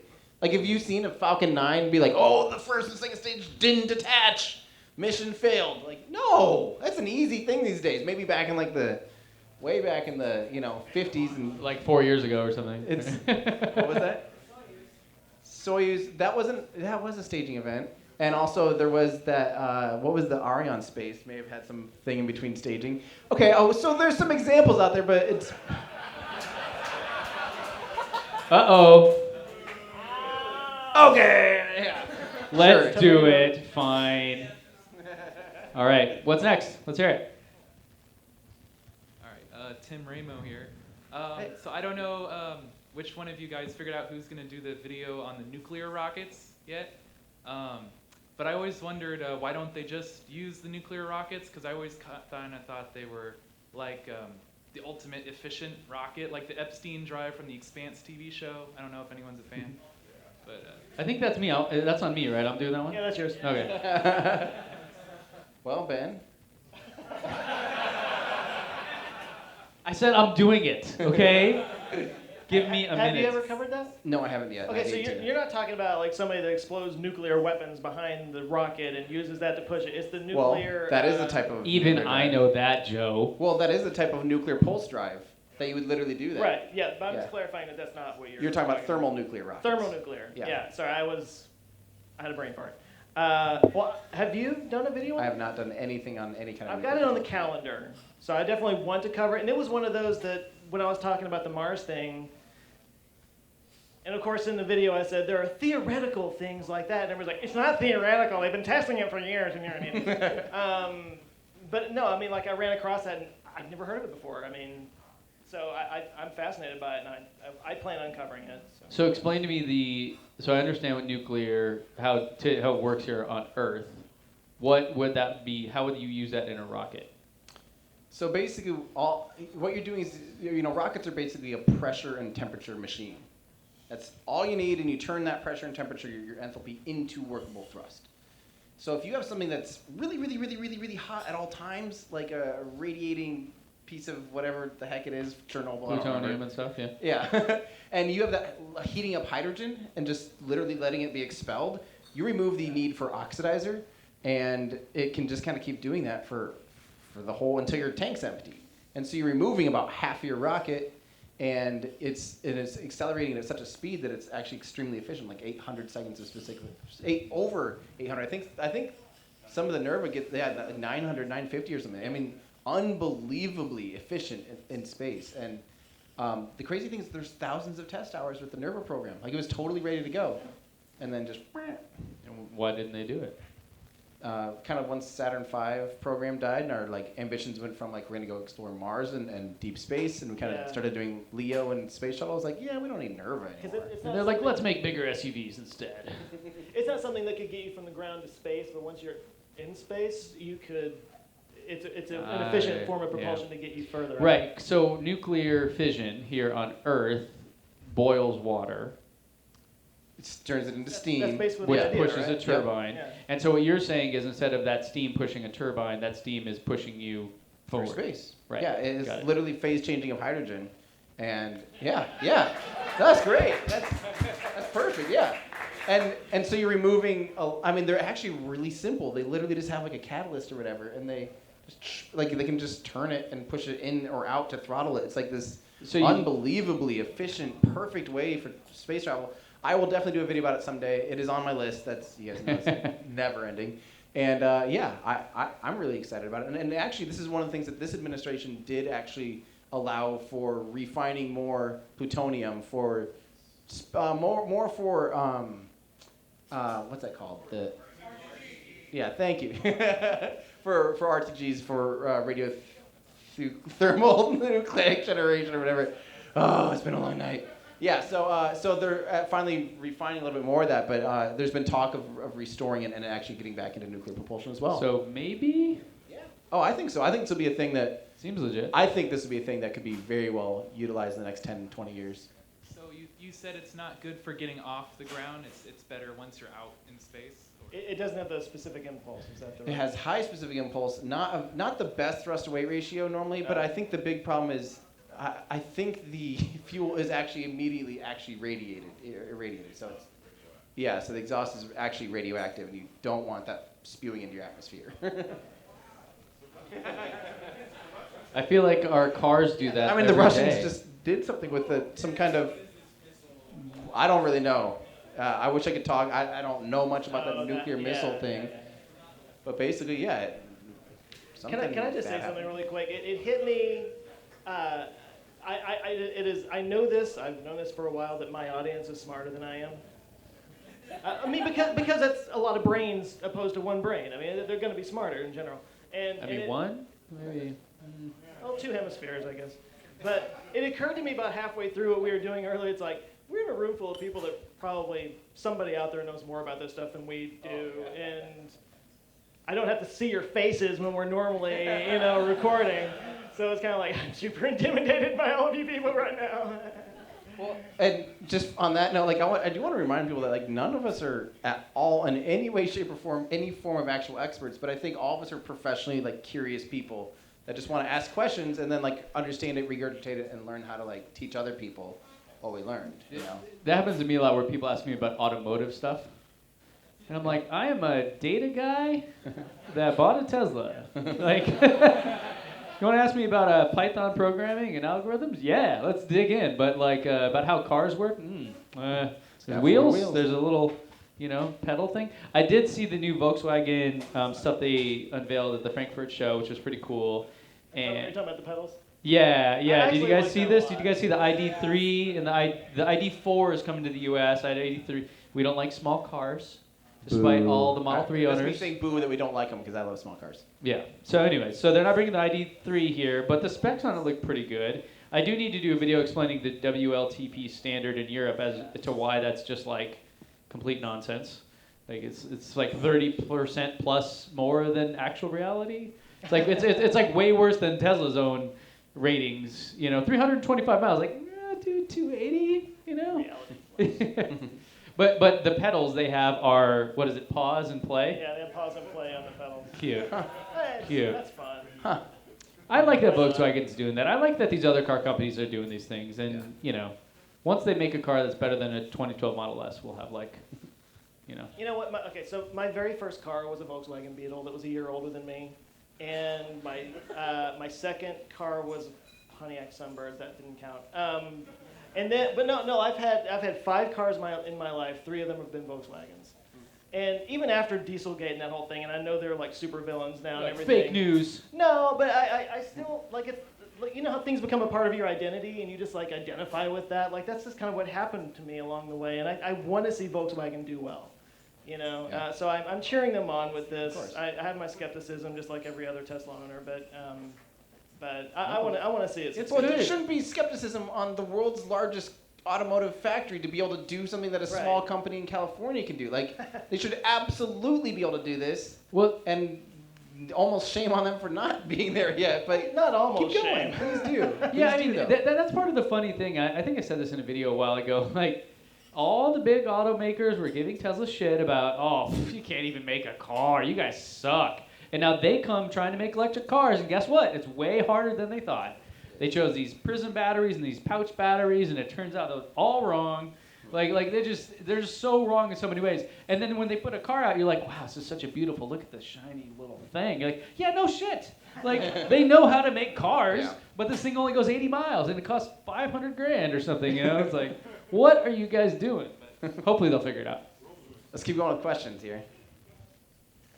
Okay, we can charge all of our electronic devices with a USB-C now. It unifies Android, Apple. All of them? Well, okay, most of them. Why can't the electric car makers agree on one plug to charge all of our electric cars? One plug to rule Okay. them all. I think they will eventually. Yeah. It's a VHS beta thing. Yeah. Yeah. Okay, you guys go first. I got stuff to I say. was gonna say, it seems like Europe is pushing a standard. CCS.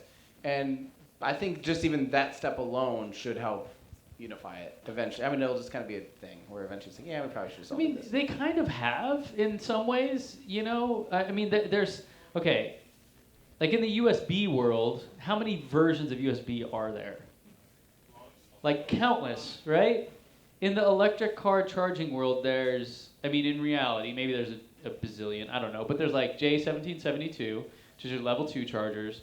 CCS. There's CCS, which Chatmo. seems to be like the kind of more popular, fast charging one now.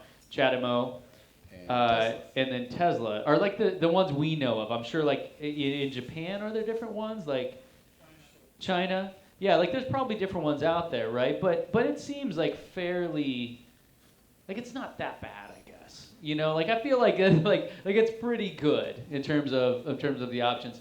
The one thing that is interesting is that related to this is that no one has approached Tesla to use the supercharger network yet. And I don't know if I buy Elon saying that no one has ever talked to their company about that. I feel like somebody probably has.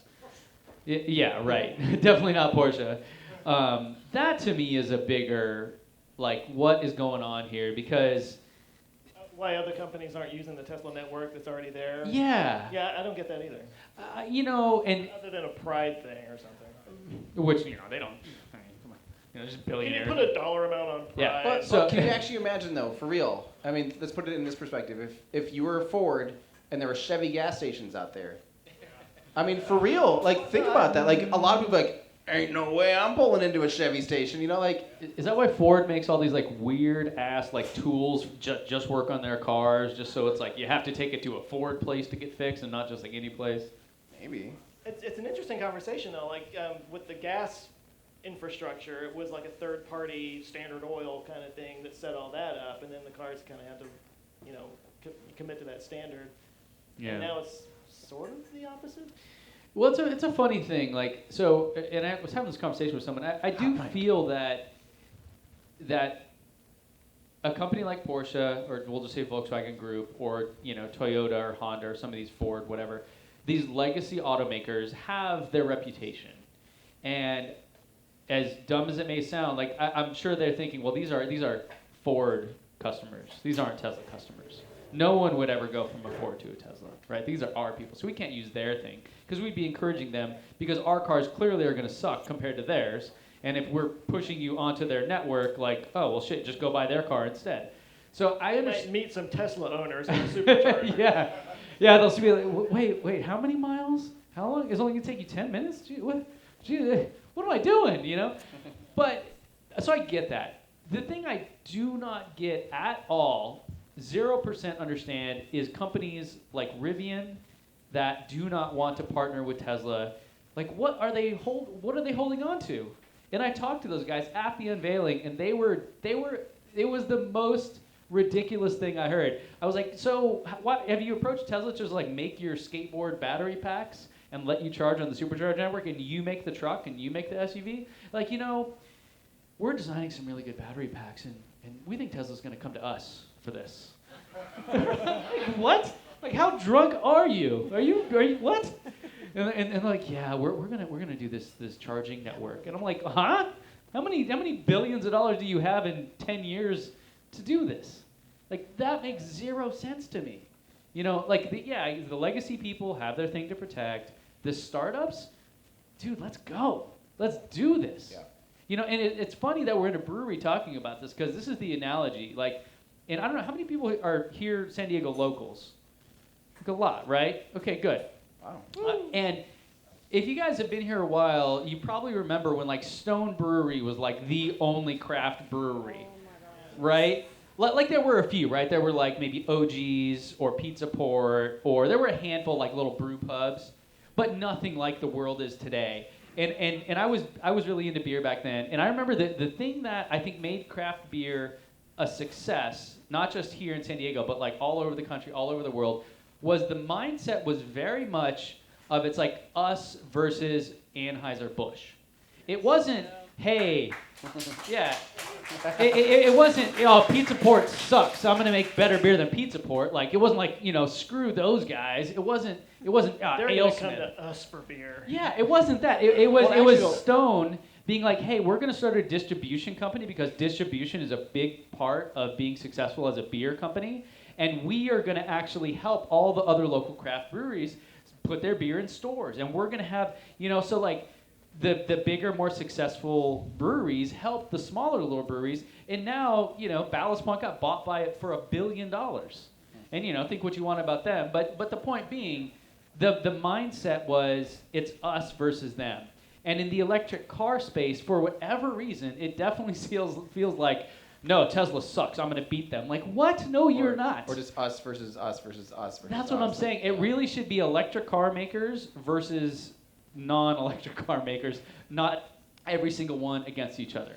Well, even to that note, like, it's so weird to me that on the brewery side, like how there's actually a collaboration effort so many times in breweries. How many breweries do you know that did a collab with someone else? And I just think that's the coolest. I'm always like Team Us, you know? So it's so weird, yeah, that you don't have these car makers at least coming together for certain things. It's like, well, because even legacy car companies, you know, Toyota and Pontiac vibe, you know, same car, 2 different badges on it. Like, there's some deep collaborations between car companies. Did you just admit to liking the vibe? I didn't say I don't like it. I'm just messing with you. I'm vibing. No, so, okay, and to that point, and in fact, Tony knows all about this, because I just saw, and somebody was giving me shit on Twitter about this, and I was shocked. I was down in Ocean Beach, went surfing, parked, and I parked in front of a Toyota RAV4 EV. And I was impressed. I looked at it like, Okay, it looks like a regular RAV4. And, I mean, this isn't like the most sexy car or whatever, and it doesn't get 500 miles of range or whatever. But I'm like, why the hell did Toyota stop this? This thing was great. Like look at all the electric SUVs on the market today or even coming. Dude, that's a legit option. If that thing could get 300 miles on a charge, that would sell like crazy. What, and ironically enough, Tesla made the batteries, right? Yeah. That should be where we're headed. So exactly to your point, man. Yeah. We need more of that. Let's hear it. Next one. Well, hello everybody. But Hi. I'm sure some people in here have seen HBO's new series about Chernobyl, and I was wondering if things like this attitude that we have towards nuclear tragedies of the past, whether it be a little older like Chernobyl or a little newer like Fukushima, what does this do towards does it help or hinder our advancement of nuclear technology in the future or a general, energy dependency? Our fear of nuclear is absurd to me. In my opinion, nuclear energy is actually, including Chernobyl, including the people that were directly affected by Chernobyl, still way safer than living right next to a coal power plant. Like by most studies of. Well, because you don't have those emissions, right? You don't have. Yeah. Yeah.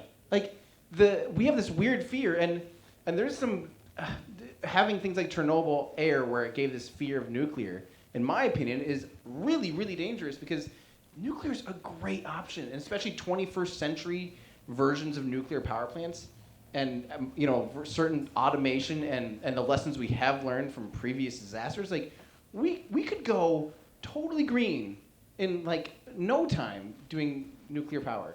Even traditional, right? Like today we could. An interesting outcome of that, I think, didn't they? I don't know if it's down yet, but San Onofre, I believe, was being shut down because of this. No? Is it still going? Oh, right. I thought it was after. I thought it was after Fukushima. They were already bringing it down. Yeah. So that was interesting. It seemed like those things happened kind of around the same time. So it was like, oh yeah, well let's not do that anymore. Steam tubes. The steam tubes did work. Now, Joe, you did a video, I believe, and you've probably done a dozen videos on Done some. nuclear fusion. Joe made a video. Oh, Which fusion, is, yeah. Yeah. But you talked, if I recall, about, so one of the challenges with nuclear isn't necessarily the fear of it, which is probably a bit irrational, but it's the what do you do with the waste and those kind of things, right? So it's not the best option, right, in terms of renewable energy. Right. Well, sorry, go ahead. I mean, the waste is still nothing compared to like most other types. Like it's very small compared to. Compared to solar? Solar eventually will crack and die, and we'll probably have all these solar panels that would like melt back down and stuff. Okay, here we go.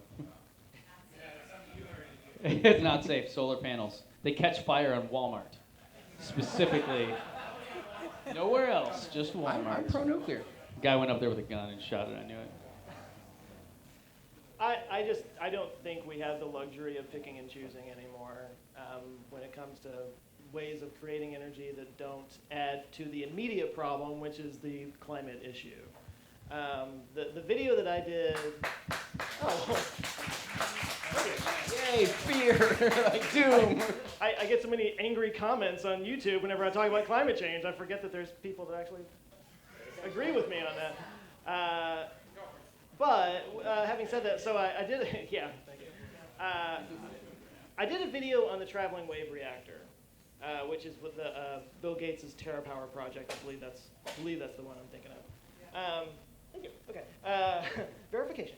And I believe, well, maybe it's not that. Let me just speak in generalities. but there are things that we can do with nuclear waste to get more energy out of it. And so the immediate problem of storage of nuclear waste that stays dangerous for thousands of years is not the immediate problem that we're facing right now. So there's that. But then there's technology that has already been created, and there's surely more that's going to come out that could be implemented that could use this waste for more energy and get more out of it. And maybe use it, and the waste product of that is going to be something that only lasts 100 years instead of 12,000 years or whatever. Is that all? It doesn't seem like a couple thousand years is a lot. Hello? They turned me off. That's how. I was gonna say the battery ran out, but it's plugged in. Is that how long nuclear? I mean, a couple thousand years and Somebody told me. It's not in front of me. How long does nuclear waste? maybe my perspective. I'm like, Earth is like, yeah, like, anyways. Longer than a human lifespan. Yeah. But in the videos that I have done on fusion and on the TerraPower project and stuff, like I was just, you go down rabbit holes and I learned all this stuff about it. And the thing that I learned was like there's a lot of like second, third generation nuclear stuff that's coming out that's a lot safer, that's a lot more efficient, that has a lot more promise. And I can't speak to why it is or isn't being used in terms of economics or regulation or whatever, but I want to see more of that. And I loved this Chernobyl series. It was extremely well done, and the guy who created it, like I actually met him one time. I'm like, whoa, come on, who that guy? I met him, but I do have that tinge of like, this is swaying public, views of this in a way that is not good. So I did have that concern about that. Yeah.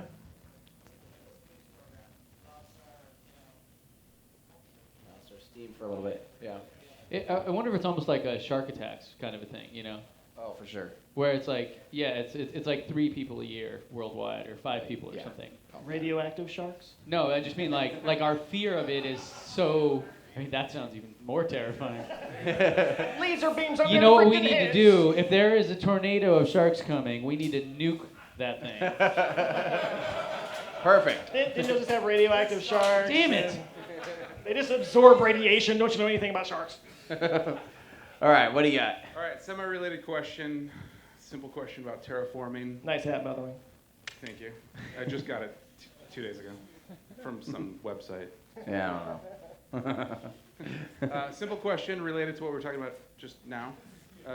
Terraforming, nuclear, fear of, what the word nuclear means, and why don't they just nuke Mars? See, this is this is a question that I get a lot, and I don't honestly have any data or facts to back up anything other than like it'd probably work. I think, and I actually think the biggest problem would be how much energy you actually have to put into it to actually make it anywhere near giving you a net benefit. I'm not worried about the nuclear fallout. Who cares? Like, that's nothing. I mean, compared to the amount of radiation that Mars receives from the sun at any given second. And that Mars already has, that outer space has. Like, Yeah. we're talking about radiation in Mars is the fear, but it's already there. So we think of nuclear as a weapon, as a Chernobyl, but the reality is that it's everywhere. Yeah. Outside Oh, of Earth. yeah. Yeah. We just have an atmosphere that's conducive to not having that kill us right away.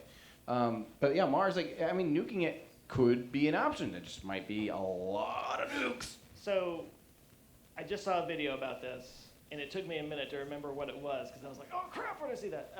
But it was Because Science, Kyle Hill from Nerdist, he talked about this. He did a great breakdown of it.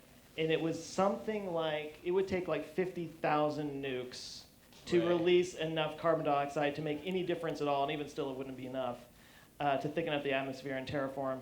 But he was talking about like, it would be like setting off a nuke every 10 minutes for like 500 years or something like that. And then it might work. You know? Well, and then even on top of that, afterwards, you have to have what that creates. There are other processes that just have to happen in the atmosphere and things that aren't instant. Like a magnetosphere. There are so many other things that literally we're talking just thousands of years and upon thousands of years. So what's the point? What was impressive to me about that, and I would pull it up and show you right now if we were like in my house or something, but he really did do the science of like how much we would have to go into the atmosphere and how much it would take to do that, and it's just not something that's going to work, unfortunately. I met Kyle once, and it's funny because he's like, you see someone and you're like, oh, that's really smart, but he probably just has a team that did that. No, that dude is a big time nerd, and he also looks like Thor, so I hate him on both fronts. Every once in a while you can find an old video of his when his hair was short and it's just like, nah, grow it out, bro. Let's do one more here. All right, I think I got an easy one for you. It's something that you mentioned on the show a few episodes back, and it related to this part of the show where we do Why Don't They Just, where you said, Tim, that you're going to make some awesome introduction, like bumper music or something, and you're a musician and you've got all that stuff. I think I know the answer. It's probably going to be Aerospike, but why don't you just do it, like, to start off the second year, so we know it's coming. Like, why don't they just? I like questions that put pressure on Tim. Yeah. Maximum. What is the name of your album? My what? My name of my what? Yeah, of your album. Oh, Maximum Aerodynamic Pressure? Yeah. Maximum Aerospike pressure. Well, what's funny is I have literally probably 4 more albums of music that I just have to like literally remaster and all that stuff. It's just a matter of like, I think the answer is I need to hire someone to start editing for me. Is probably the main answer, because I just don't have time, especially when I've been gone like, I've been gone at least 3 or 4 to 1 right now. You just travel so much. Yeah.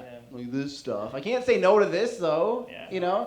Hey, there I you go. Fly out here. Yeah. You're welcome. Quit driving. Yeah. Everywhere. But Boca Chica, I had I think 7 Move or 8 closer. bags. So I'm like, I'm not gonna take 7 or 8 bags on an airplane. Oh yeah. And with the unknown like timelines and stuff, I was like, it just makes more sense to drive. You got to ship them. That's I don't what. know, man. So just buy your condo down there. I found out the funniest thing at the Model Y event. So Marquez, MKBHD was there. We were hanging out, and I was like, dude, how do you go to an event like this? Like he was just at the iPhone event, right? And how do you like edit that video and publish that the next day? Because I know you're shooting with an 8K red camera. Right. Just the like this is insane. just the like processing how are you? alone. Yeah. He says he has a traveling iMac Pro that he ships to wherever he's going before he gets there. Wow. I'm like, yeah, That'll work. Yeah. That'll do. Like, so, yep, so, that's so he's why. invested in packing peanuts to get it there without breaking. No, there's like a Pelican case thing that's like specifically, Well, and I mean to be serious, like as far as that question goes, is I mean I've really considered having at least like maybe a tiny home or something that I could ship around that would have a mobile studio. So like when there's a lot of stuff happening at Boca Chica, leave it down in Brownsville. When there's stuff happening over in Kennedy Space Center, pay a mover guy to move it. Self-driving Tesla semi. But hey, I mean, go here. I mean, for real, in like 2 years, as all this stuff keeps ramping up, and as as this becomes more of like I need to be there long term or medium term. I mean, something like that might be a really good option, and then I won't have as much wasted time. So, are we gonna get a Why Don't They Just bumper this year? How about I do it in the Airbnb tonight on the phone? Oh, all right. Is this show not working without it? I mean, I actually had a song like a stinger, a funny little like catchy thing, but Why don't they just? yeah, it was something really short. But and I also wanted to do a Joe Rants one sometime where it's just like Joe Rants. I need to rant more That's it. then. Yeah, I want you to rant more. While I'm thinking about it, while we had your video up there earlier, I didn't realize you're like 3,000 away from 400,000 subscribers. Ooh. Yeah. Like you're getting really close. It's getting really close. Numbers. Thank you. Yeah. Everyone. No, you guys are already. The Aerospike video. That'll do it. That'll do it. Finally. Yeah, that'll do it. But Guys, why don't we wrap? Yeah, we have. So should we talk? Yeah. Sorry, Ben, you have to do this. We'll have to talk about what videos we're working on, and then afterwards, please, everyone, I'm gonna have you all squeeze in here. I want to take some selfies and like put up a few things on social media. So if you aren't too sleepy and like, I want you to be excited again. We should have done it at the beginning, like when everyone's like, yeah. Now it's like I've had 2 of Hans's beers that are 45% alcohol. Yeah, beers that are 45% alcohol. All right, so what are you guys working on this week for videos? I'm still working on the Aerospike video, man. So. So I just went on my trip. By the way, the New York Times responded to me after my last video. Yeah, talk about that. Yeah. Yeah. So I'm going to be talking to the reporter that wrote that article.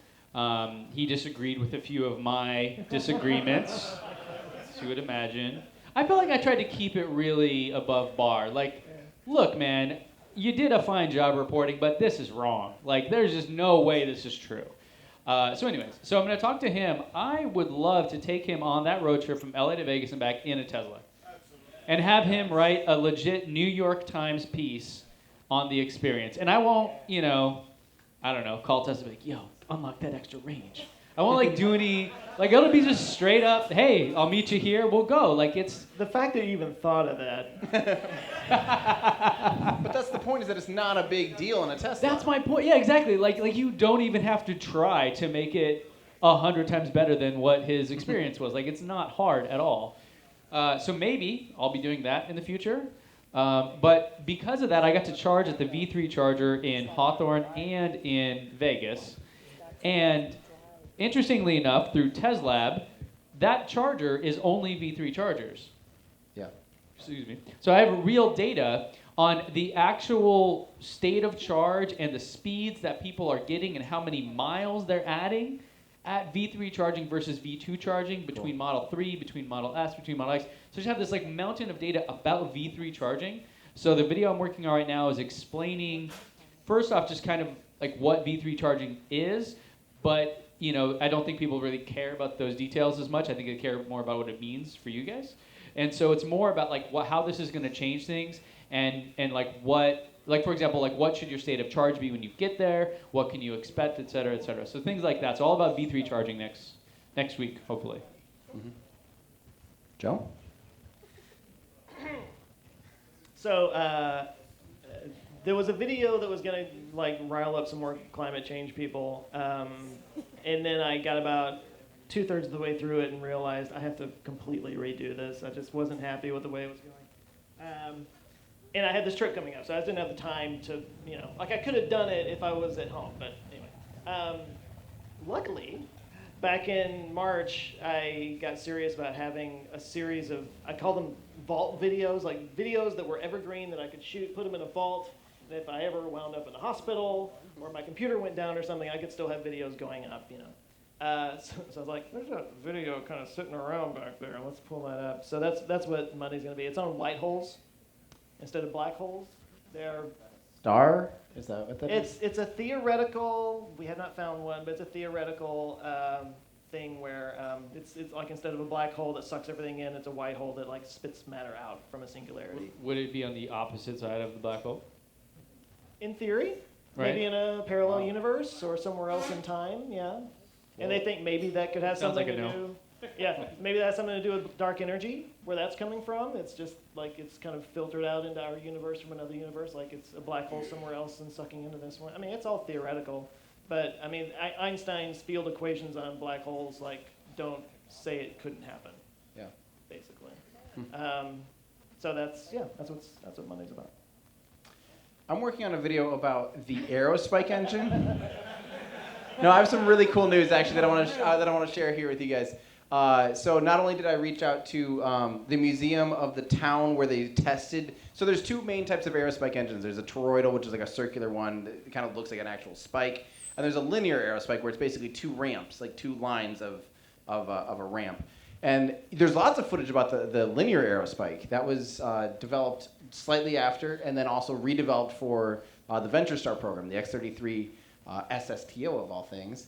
And so there's a lot more footage of that. But to find any video of the toroidal Aerospike engine had been, I found 5 seconds, I think, of it running. Is literally, and trust me, we scoured the internet. So I reached out to where they tested that engine. They just sent me today like 4 pictures that I have never seen of this engine that I've been researching now for months, and I was like, oh, it was beautiful. I'm just like, and they're high quality pictures, and it like made me so happy. So that's exciting because that's like just unseen content, even for someone like me that's trying to find this stuff. Not only that, Rocketdyne, because I tweeted about it, going like, where's all this stuff? Rocketdyne reached out to me. They found some archival film, and now we're talking about how to actually digitize it. So if the Aerospike video happens to get delayed, it's for a very good reason, because we'll be unlocking some film from the 60s of an awesome, like really unique engine that's never been seen before. There will be footage of an Aerospike that wow. Who will be debuting in the world. So we'll see. So if there is any more of a delay, like I'll have the video wrapped up, I think, for sure by the end of the month, but there's a chance that I might have to that I might have to delay it a little bit if that's coming, if like they're working on that. Like, of course I'll wait and put that footage in. Watch you finally get it done, and then they're dragging their feet, and you're like, guys. This comes out in like 4 years. Wow. We got to send this out to a lab and Model 3. Yeah, it's crazy. Yeah. Yeah. So, So we're wrapping up? Yeah. Well, let me just real quick say one last time, you guys, thank you so much. Yeah. For being here. It is. Yeah. Yeah. Are we still recording, by the way? Hopefully, in theory. We are? Okay. For those at home, thank you guys so much as well for a fantastic year. It is a true joy in my life. I think I speak for everybody up here that we get to do this. So, on to the next, I already drank my beer, but to the next year, Yeah. may we pretend to cheers Yeah. there? Yeah. So I guess we will see you next time in Our ludicrous future. Hey, thanks so much for watching and or listening to Our Ludicrous Future. We really enjoy doing this, so if you like this show, we invite you to please go and give us a nice 5-star review on iTunes or your podcast listener thing of choice. And if you really love what we do have a Patreon set up now where you can go and donate whatever you can donate, and there's little perks that you can get from that, including getting your name in the credits, amongst other things. Access to us is pretty cool, so thanks again for listening, and support however you can, and we do appreciate it very much. Thanks.